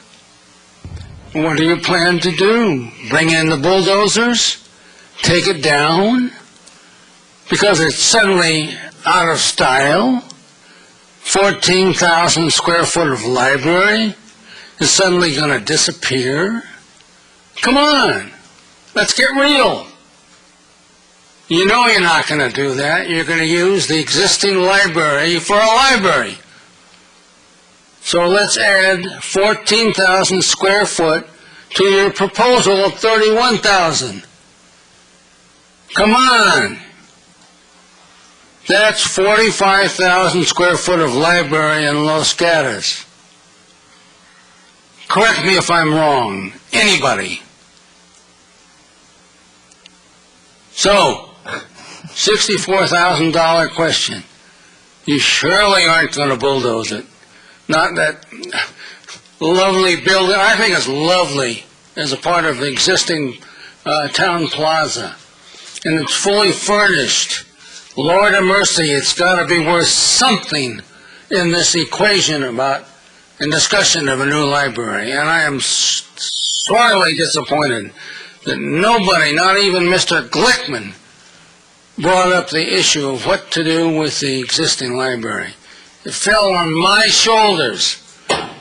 As a citizen speaking in the public interest only, I don't decide anything. I just argue. So, I hope somebody has some answers for that, okay? And I also think we need to review a remodel, an extensive remodel, if 31,000 is really all we're talking about. How about a remodel of the existing library? Add a floor, okay? Or there's a corner of the plaza that is empty that was proposed to be another building. So what about a building in the empty corner of the plaza? Anybody thought about that? Thank you, Mr. Davis. Thank you. Okay. Okay. Waiting for your answer. And as soon as you vacate the microphone, you'll get it. Yeah. A couple of comments. I was here for an earlier part of the discussion wherein we discussed community room in the current library. So, that is my recollection. Is that what your recollection is, Mr. White? We referenced that a community room would be feasible and could be considered in the existing library building. It was premature to start talking about other uses beyond that, but we felt that one that we could at least identify as a use. All right, and then the other question is, first of all, so that means we're not going to demo anything in the current beautiful Civic Center.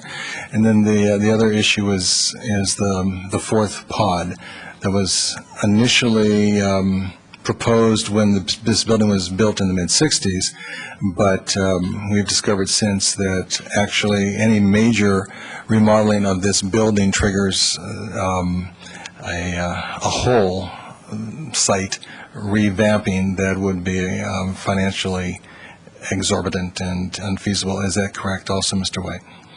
I'll respond to that. Okay. Yes, that is correct. And in addition, if the fourth pod was used and added to the existing square footage for the library, it would be doubly dysfunctional. It's not functional now due to its configuration, and if we just added another pod, then that would make it even more challenging from an operational standpoint. But you are correct that remodeling the building would trigger higher building standards and thus would be very high costs. Okay, thank you. All right, the next speaker is Rita Baum. Rita?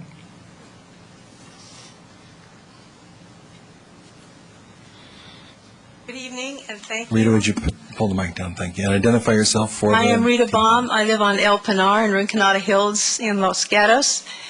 I went to San Jose State University, and I can remember when we drove to Santa Cruz each time we'd drive through Los Gatos. And I always thought, this is such a pretty town. I would really like to live here someday. So I'm pleased to be living here. I still think it's a beautiful town. And I just want to tell you, I'm disappointed that the new library will be smaller than we thought, but I'm still very excited that we'll finally have a library that's worthy of this pretty town. And I just want to thank you for the foresight and the vision and the courage that you've exhibited in going forward with this. Thank you. Thank you, Ms. Baum. And the last card is from Martha Alderson. And if there's anyone else in our audience tonight who would like to speak, then please fill out one of those cards and bring it forward. Martha? Hi, I'm Martha Alderson. I live at 108 Cherry Blossom Lane in Los Gatos. I've been here since 1974, and I agree with Rita. I'm really, really pleased of the courage and the fortitude that you're showing by going forward with this plan for the new library. It's been frustrating living here, knowing the affluence and the educational levels and what we expect of our youth and each other, that our library is woefully in need of more space. I think that our librarians have done an excellent job in providing services and keeping the collection up, but it's just really tragic to go over there and see these young people working on the floors and trying to make do with what we have now. The library is, metaphoric for so much more than just a library, but the potential of growth and learning and books and the love of books and literacy and all of the things that it sort of encompasses is a direct reflection on our town. And I think that by having a substandard building really sends a message to the youth in this town that, what are our priorities and what are we, how are we sending a message to them about literacy and about books and about the pursuit of higher education. I teach the children's writers workshops through the Friends of the Library, and we do it now at the Neighborhood Center. It's a very popular program. We sell out every year and have a waiting list usually. And I'm disappointed, as Rita and some of the others are, that we are willing to settle for a smaller facility. I think that it would be so exciting to be able to have these extra sort of activities happen within the structure of the library so that the children are getting this wonderful enrichment program within the confines of this bigger facility that represents so much more than just books. I understand about the needs of the community at large and the financial restrictions, and I also empathize with some of the comments about how wonderful the old building looks and how quaint it is, but I'm looking for something much bigger and more encompassing that has the potential for so much more for the entire community. Thank you, Ms. Alderson. All right. I believe that's almost our public comment.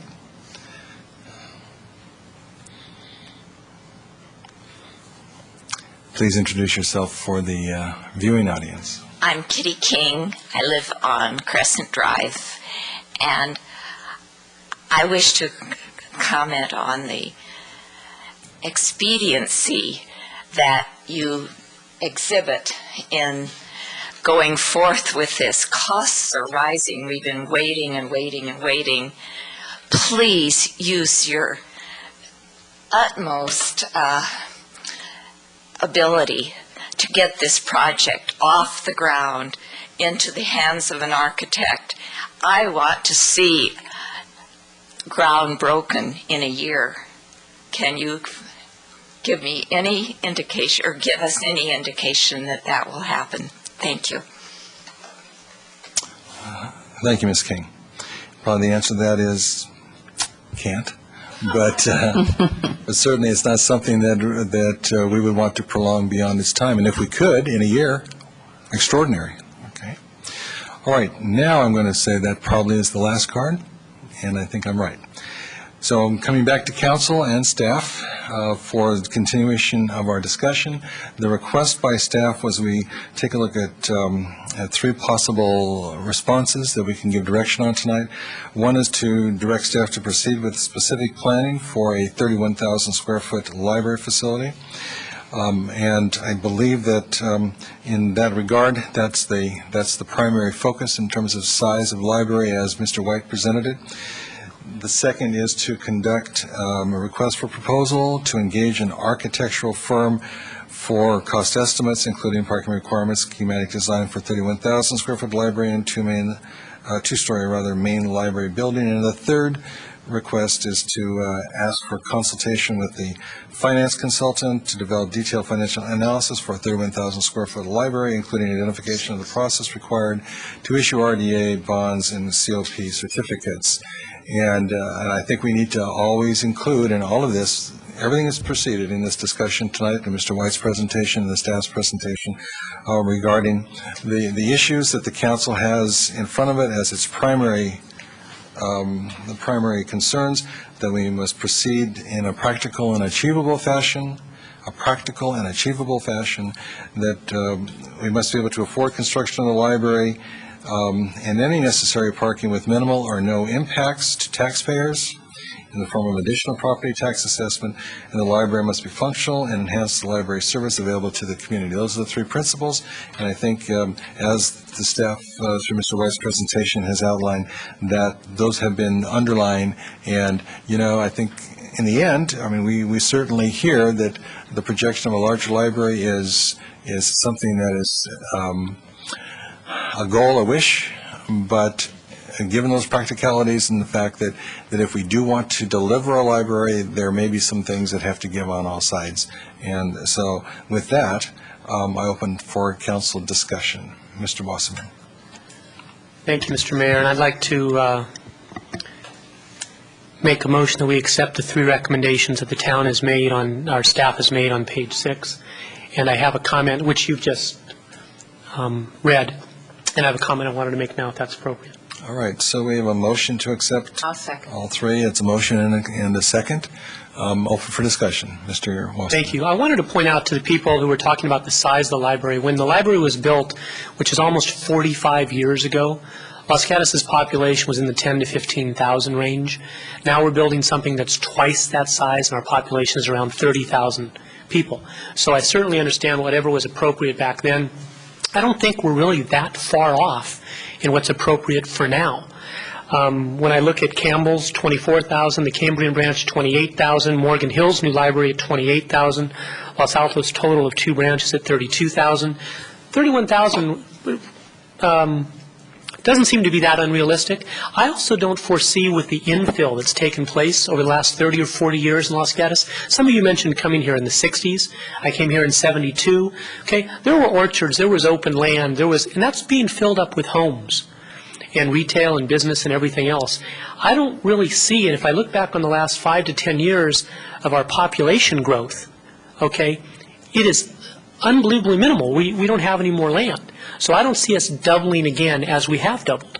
So the fact that our library is doubling in size after 40 years and our population has doubled in size after 40 years, I think that's appropriate, and I'm not too concerned about it doubling again, because I don't know where those people would go. The mayor made an excellent point when he brought up we need to build something that fills a need and is also financially responsible. This government, in my 5 years, and thanks to Mr. Steve Conway's conservative approach, we're not like other governments where we spend money just because we have it. Okay? We have money because we've been conservative. We've now identified a need, which is a 45-year-old library that's too small to service its residents, and because of our financial practices, we have the money to make it happen. Sounds like without a bond or without any assessments or anything else going on. If Friends of the Library can keep raising money, if people out in the public can start raising money, that'll all be wonderful for fixtures and furniture and all the rest. That'll be great. As far as design goes, the mayor answered the question already about our existing library, so I won't go into that. But what will happen is once the go-ahead is given on the 31,000 square feet, which I suggest it is, and we've got a second for that, then they'll start to get into the design phase. And I think what's really important is what our library director, Peggy Conway, said when I asked about if you're doubling the size of the building, do we have to double the size of the staff? She says, no, you design it right, so you have line of sight, okay? And that's what you do. And if you go into a department store, if you go in anywhere, stores are bigger, but there's not necessarily more people.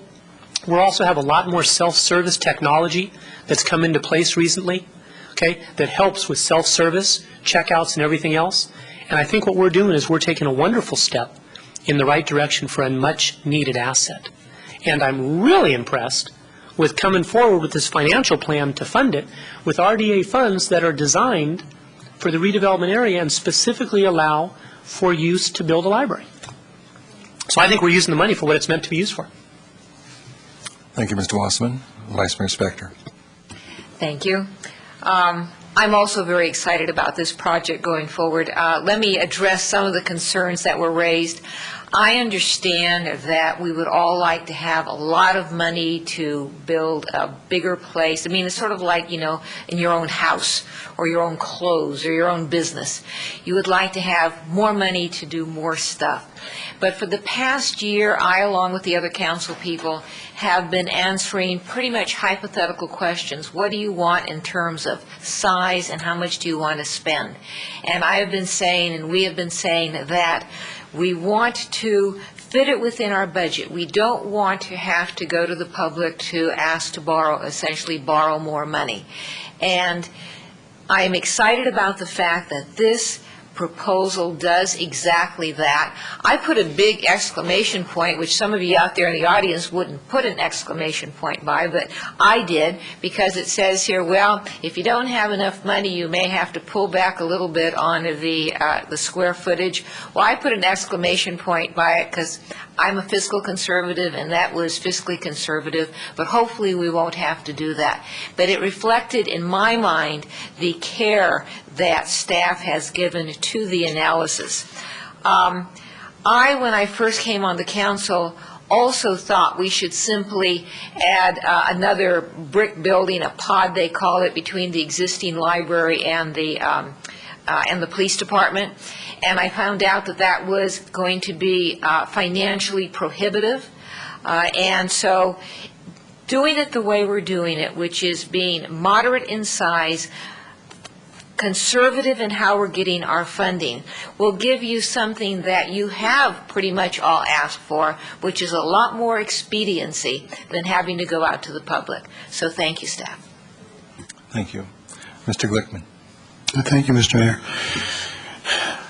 First of all, I appreciate the fact that probably almost everyone in the audience has wanted a new library for 10 years, 20 years. And I don't want to be the Grinch, but there are aspects of this that I'm sorry to say I find very troubling. It is not that we would all not like to have a new library. We would. Who wouldn't?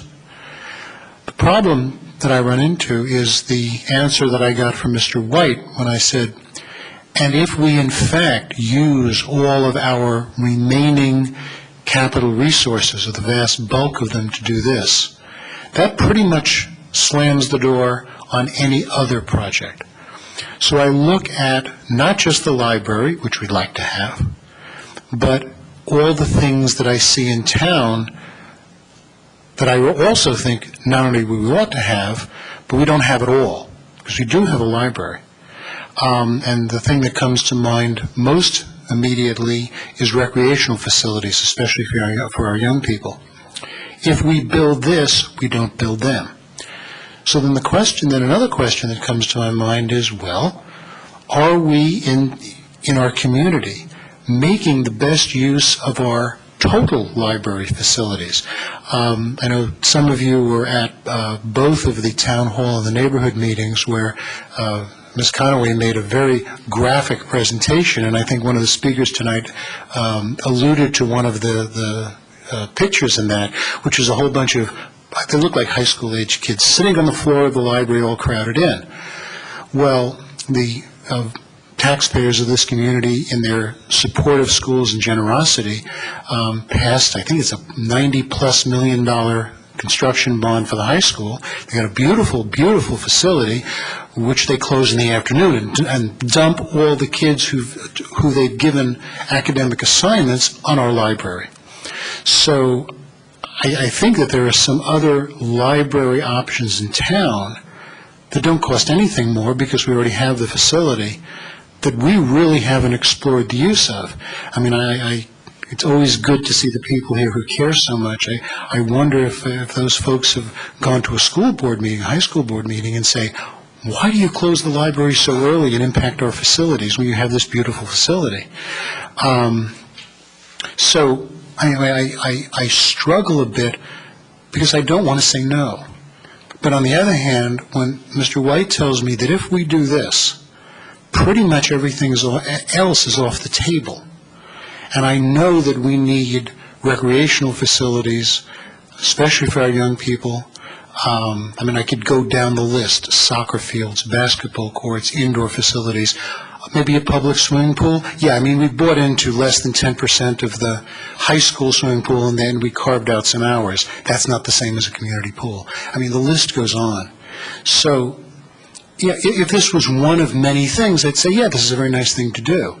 If it's this and nothing else, then I've got a problem.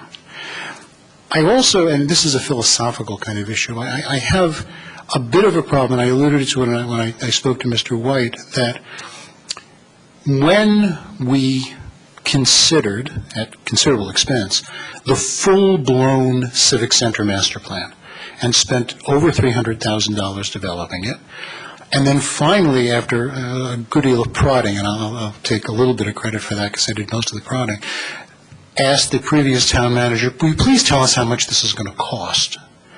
And then we surveyed the community for that plan, the full-blown expensive plan. It was close to $100 million. And the voters of that would absolutely have required a bond. And the voters of the community said, no.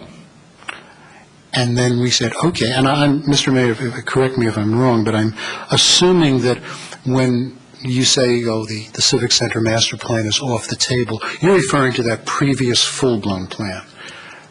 I'm referring to what was discussed in the survey, which presented a certain dollar amount for the full plan. And now we have come several months since then to look very closely at what we need and what we may even be able to afford, and that's the police facility and now the library.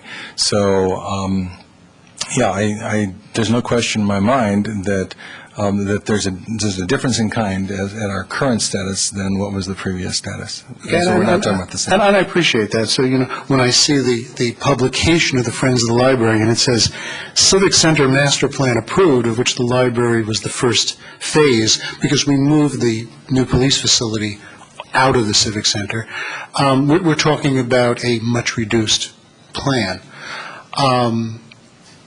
The problem is that we're still talking about making improvements in the Civic Center. And I remember when we backed away from the previous plan, it was said from this dais that, okay, then the new library will be the first phase of the Civic Center master plan. Well, again, I have to look at the fact that A, there are other unmet needs, which this precludes, and B, that other than the very, very dedicated people who have been asking us for years for a new library, I really haven't heard a great groundswell of public request for this as opposed to the groundswell of requests I've heard for those other facilities. So that puts me in a tough spot, because if I say yes to this, I've closed the door on all those other things because our financial resources are limited. So I would propose that before we commit to this, we make a much more serious effort to make more use, especially among the school libraries, of the other library facilities in town, and then come back and take a look at what the magnitude of the remaining need is. Another thing that I struggled with was when we when we opted to purchase a new police facility, and there's no question we had to do that. And we had a grand jury report that said it was almost illegal. we did consider moving the entire public safety operation there. And if we had done that, and there was a concern about some additional costs, we'd need a second story on the building, and a parking issue, which I still think could have been resolved, then we would have had that space in the current location to expand the existing library into, and I'm not yet convinced that that would not meet the need, especially given the fact that we could then, without rebuilding the building, putting in some significant funds to address some of the issues that Ms. Conaway pointed out, the pipes that are exposed and then the bathrooms that are inadequate and so forth. So much as I know that this has been presented as being a reasonable or scaling back effort, I'm really not convinced that there is not yet a better option that leaves the bulk of our financial resources in place so that we can address what I think are even more critical needs, especially for the young people in our community. So much as I would like to be supportive of this, I'm just not able to be. All right, just a couple of comments. I'm going to ask Mr. White to comment. First of all, I think there are some inaccuracies that have been expounded on here. The use of all capital resources has been characterized as what this was engaged in. We're talking about RDA monies, not all capital resources. Therefore, it does not exclude all other possible ability on the town's part to provide other facilities.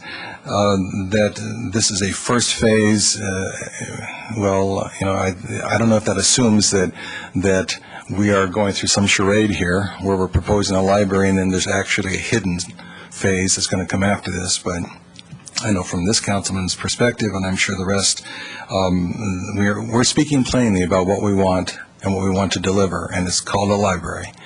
The fact that there is supposedly a groundswell for all the recreational uses that are necessary, I think that groundswell probably, if you're looking at the community and the community's involvement, you can safely say there's a groundswell on both sides. There are needs on both sides. This is a particular opportunity we have right now, and it's very simple to see a number of people come in front of the council to make their pitch, but that doesn't necessarily mean that they're speaking for the entire community. The opportunity we will have at a certain point, several points in the future, to receive public input will be the point at which we get our information. We don't always take every decision we make to the ballot. If we did, then it would be very simple. You don't need a town council then. All you do is keep putting out your, things you want to do to the public and let them vote on it. And, this is a representative democracy. This is not a direct democracy. And from that perspective, I think we have to very clearly keep in mind that the council holds some responsibility as the elected representatives of the people. And then there was another point made about the school libraries. As a school person myself, I know that, when the school day ends, the faculty goes away. You pretty much close down your operation in terms of what's inside the school building itself. If the school chose to put together an operation that went beyond the normal school hours into the evening, and we're funding that and also providing staffing for that, more power to them. I've never seen a school that's able to do that. I may be wrong, but it doesn't mean that would accomplish all that the intention of this library is to accomplish, and that has everything to do with a whole new vibrancy in the ability of the community to gather in the context of the library and the community interaction that's going to take place. Those are some off the top of the head feelings. Mr. White. Just very briefly, my comment, Councilmember Glickman, to you was that it would use redevelopment funds, but our report said there was $4.3 million of other funds, and that we had not proposed use of any of the land sales, potential land sale funds for this project. And when you're in a redevelopment area, you are limited by the redevelopment area to geographically, typically, to where you can spend it. So there are other limitations that would come into play for different types of capital needs. So I just want to make sure that I was clear on it being redevelopment. All All right. Any other comments? Ms. McNutt? Of course I have a comment, right? I just wanted to make a couple points about redevelopment funds. Redevelopment districts and redevelopment agencies are established to revitalize an area in a community that's kind of gotten run down, where it's not fully contributing to the quality of life. And our redevelopment agency has created Plaza Park. It redid the sidewalks in downtown.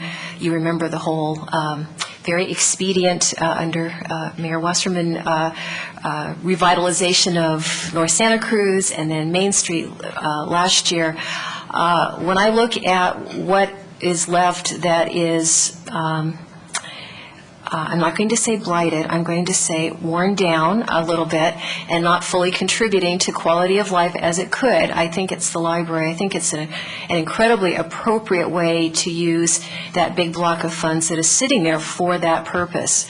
As Mr. White just mentioned, it does not preclude us from doing other projects with other funds that we have now or we might have in the future.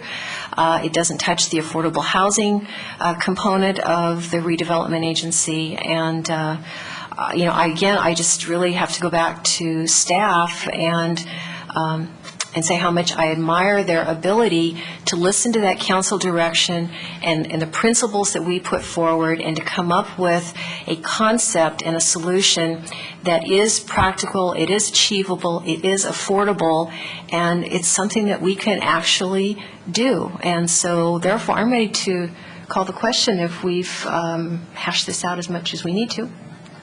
Well, it looks like there's one more comment to be made. Mr. Glickman? Thank you. Just a final clarification on some points that Mr. White made. As you quite correctly pointed out, the fund that's being maxed out is the RDA fund. On the other hand, as I look at the list of potential funding sources, and I know that staff was diligent in finding every possible source of funding. So we've got $660,000 from the general fund. We've got another $1 million from the general fund. We've got $2.7 million RDA from the anticipated repayment. But the bulk of the money that you could find for this project in town was the $14 million from the RDA.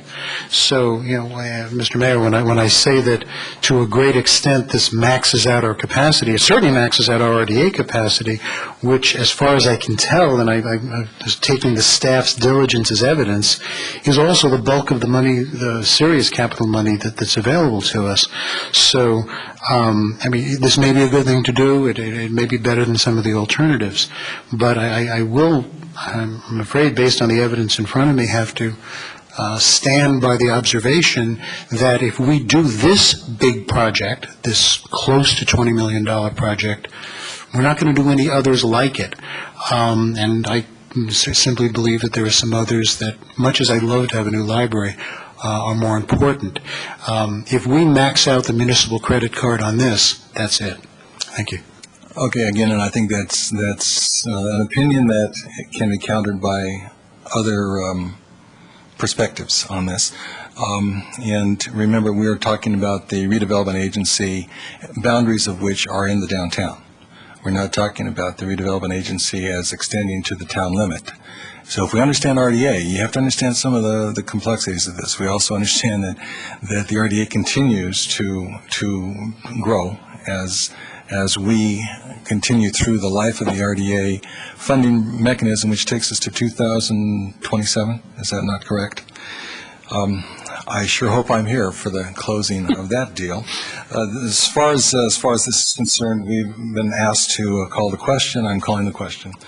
The motion is to direct staff for the three recommendations to proceed with the specific planning for a 31,000 square foot library, conduct requests for proposals for an architectural firm to develop the estimates and parking requirements as well as the schematic design, and then to consult with the town finance consultant to develop detailed financial analysis for the 31 square foot library. identified in this process, and particularly looking at the COPs or the opportunity for us to fund this through the mechanisms as proposed. We know in all of this that there's continued development that needs to be explored. There's going to be continued input given from the staff and from these consultations. So as of this moment in time, there may be some alterations that appear as we go through that process. And as the Vice Mayor pointed out, this is a very clever mechanism whereby we've reached a point of equilibrium so that if we can go further, that is in sizing the building, every 1,000 square feet costs us $500,000, and every 1,000 square feet of reduction reduces $500,000. And I think that's a very clever part of the mechanism of determining how we can actually make this happen. So with that in mind, the question is called. All in favor of the recommendation indicate such. Aye. Opposed? No. Okay, passes 4-1 with Mr. Glickman in opposition. Mr. Mayor, if I may? Yes. Thank you. One comment I wanted to make post-vote here is we're not only proceeding with this library idea to create a new library, we're also freeing up a new building. Okay? This $18 to $20 million that we're spending on a new library doesn't just get us a new library. It gets us a 13,000 square foot building to do something else with. Community room, whatever it is that we may decide to go to. But we're not just getting a new library for this, we're getting a 13,000 square foot vacancy, okay, that we can do something else to benefit this community with. And I think that's important to recognize. Thank you, Mr. Wasserman. That brings us now to our opportunity to go back to the one item pulled from the consent calendar. That was item number 2, to approve the council agency minutes we approved August 27th, so we're looking at September 17th and September 24th. And Mr. Davis pulled that, so Mr. Davis, if you'd like to take the mic on this, okay? No, 2A was approved, so it's just B and C.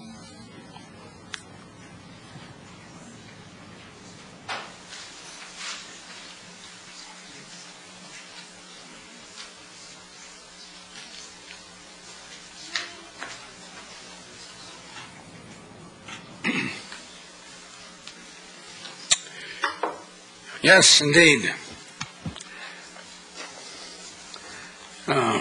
Members of the council, I continue to be disconcerted by the quality of the minutes. I still can't believe we can't achieve the goal of having, that you specifically stipulated to the employees that they must change the minutes, the context of the minutes, and add some gist. And tonight I'm looking at the minutes 2C, the town council town hall in the neighborhood, all right? And there was at least, after your staff presentation on the general plan amendment, we had a very lively public discussion, all right? And you read the minutes here, members of the audience were invited to ask questions and participate in the discussion, and then there's nothing, no comment at all from we the people who were there. Unbelievable.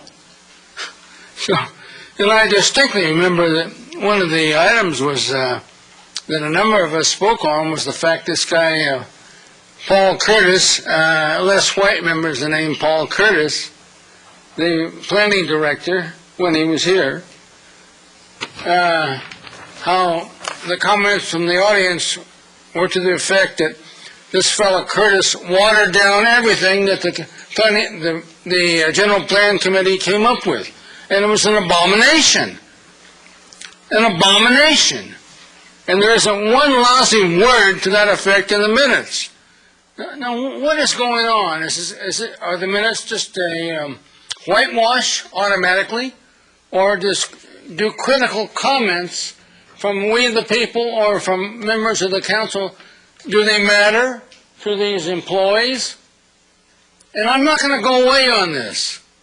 So I ask you to consider what I'm saying and instruct these people, if you have to, again, to do a proper job. If they can't do it, there's a woman by the name of Arlene in the planning department that does beautiful minutes for the planning department. Just bring in Arlene and they can take a break. Thank you. Thank you, Mr. Davis. Do I have a motion?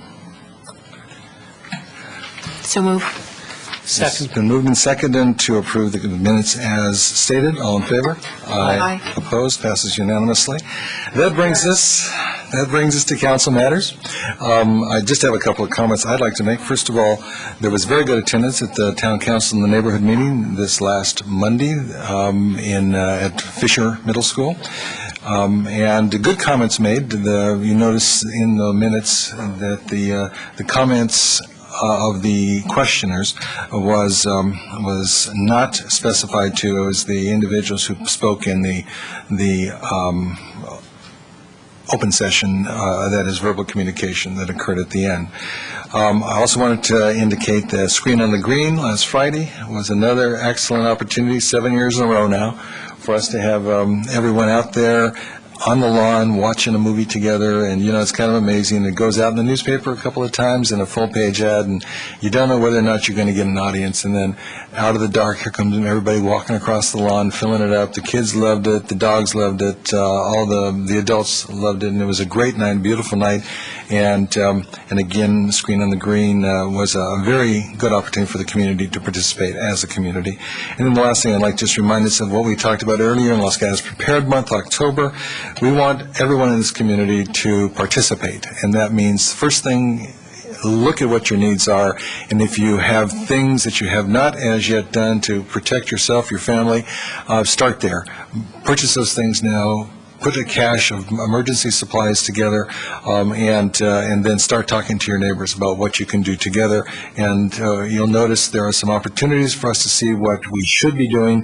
The CERT team will be out with the police department at two farmers market events in the next few weeks. This coming Sunday and then the Sunday beyond that, 2 weeks hence. And they're also going to be on the 17th, the anniversary of the Loma Parade, in all 4 shopping centers in town. So be looking for that. The Vista newsletter, when it comes out, will contain a very complete presentation of all those things you need to know and have, from your first aid kit and food supplies to what do you do with your pets in a case of emergency, everything in between. So we really want everyone to pay close attention this month. We'll continue to remind you, and I have some information that says that the Los Gatos Weekly Times will also help reinforce this throughout the month. So those are my comments. Let's ask if other members of the council, ask the Vice Mayor first to make her comments. Thank you. Last Thursday, September 27th, residents from Montsereno, Los Gatos, and Saratoga gathered at Saratoga to have the first green meeting, turning a new green leaf. I will tell you that the people who attended were very excited, had an extreme amount of passion and excitement, and a lot of ideas. The next meeting is going to be on Thursday, November 1st, and it will be in Montsereno at their town hall on Highway 9 near Rose. Thank you. Thank you, Madam Vice Mayor. Mr. Glickman. Brief comment. It occurred to me when Mr. Davis was speaking about the minutes, and we have pointed out many, many times that anyone who wants to see what was said at a council meeting can simply see it on streaming video. So it isn't absolutely necessary to have every word recorded. Since our town council and neighborhood meetings are also official town council meetings, maybe just an audio recording device might not be a bad idea. Thank you. That's a good recommendation. I appreciate that. Other comments from council members? Manager matters. None tonight. We're adjourned.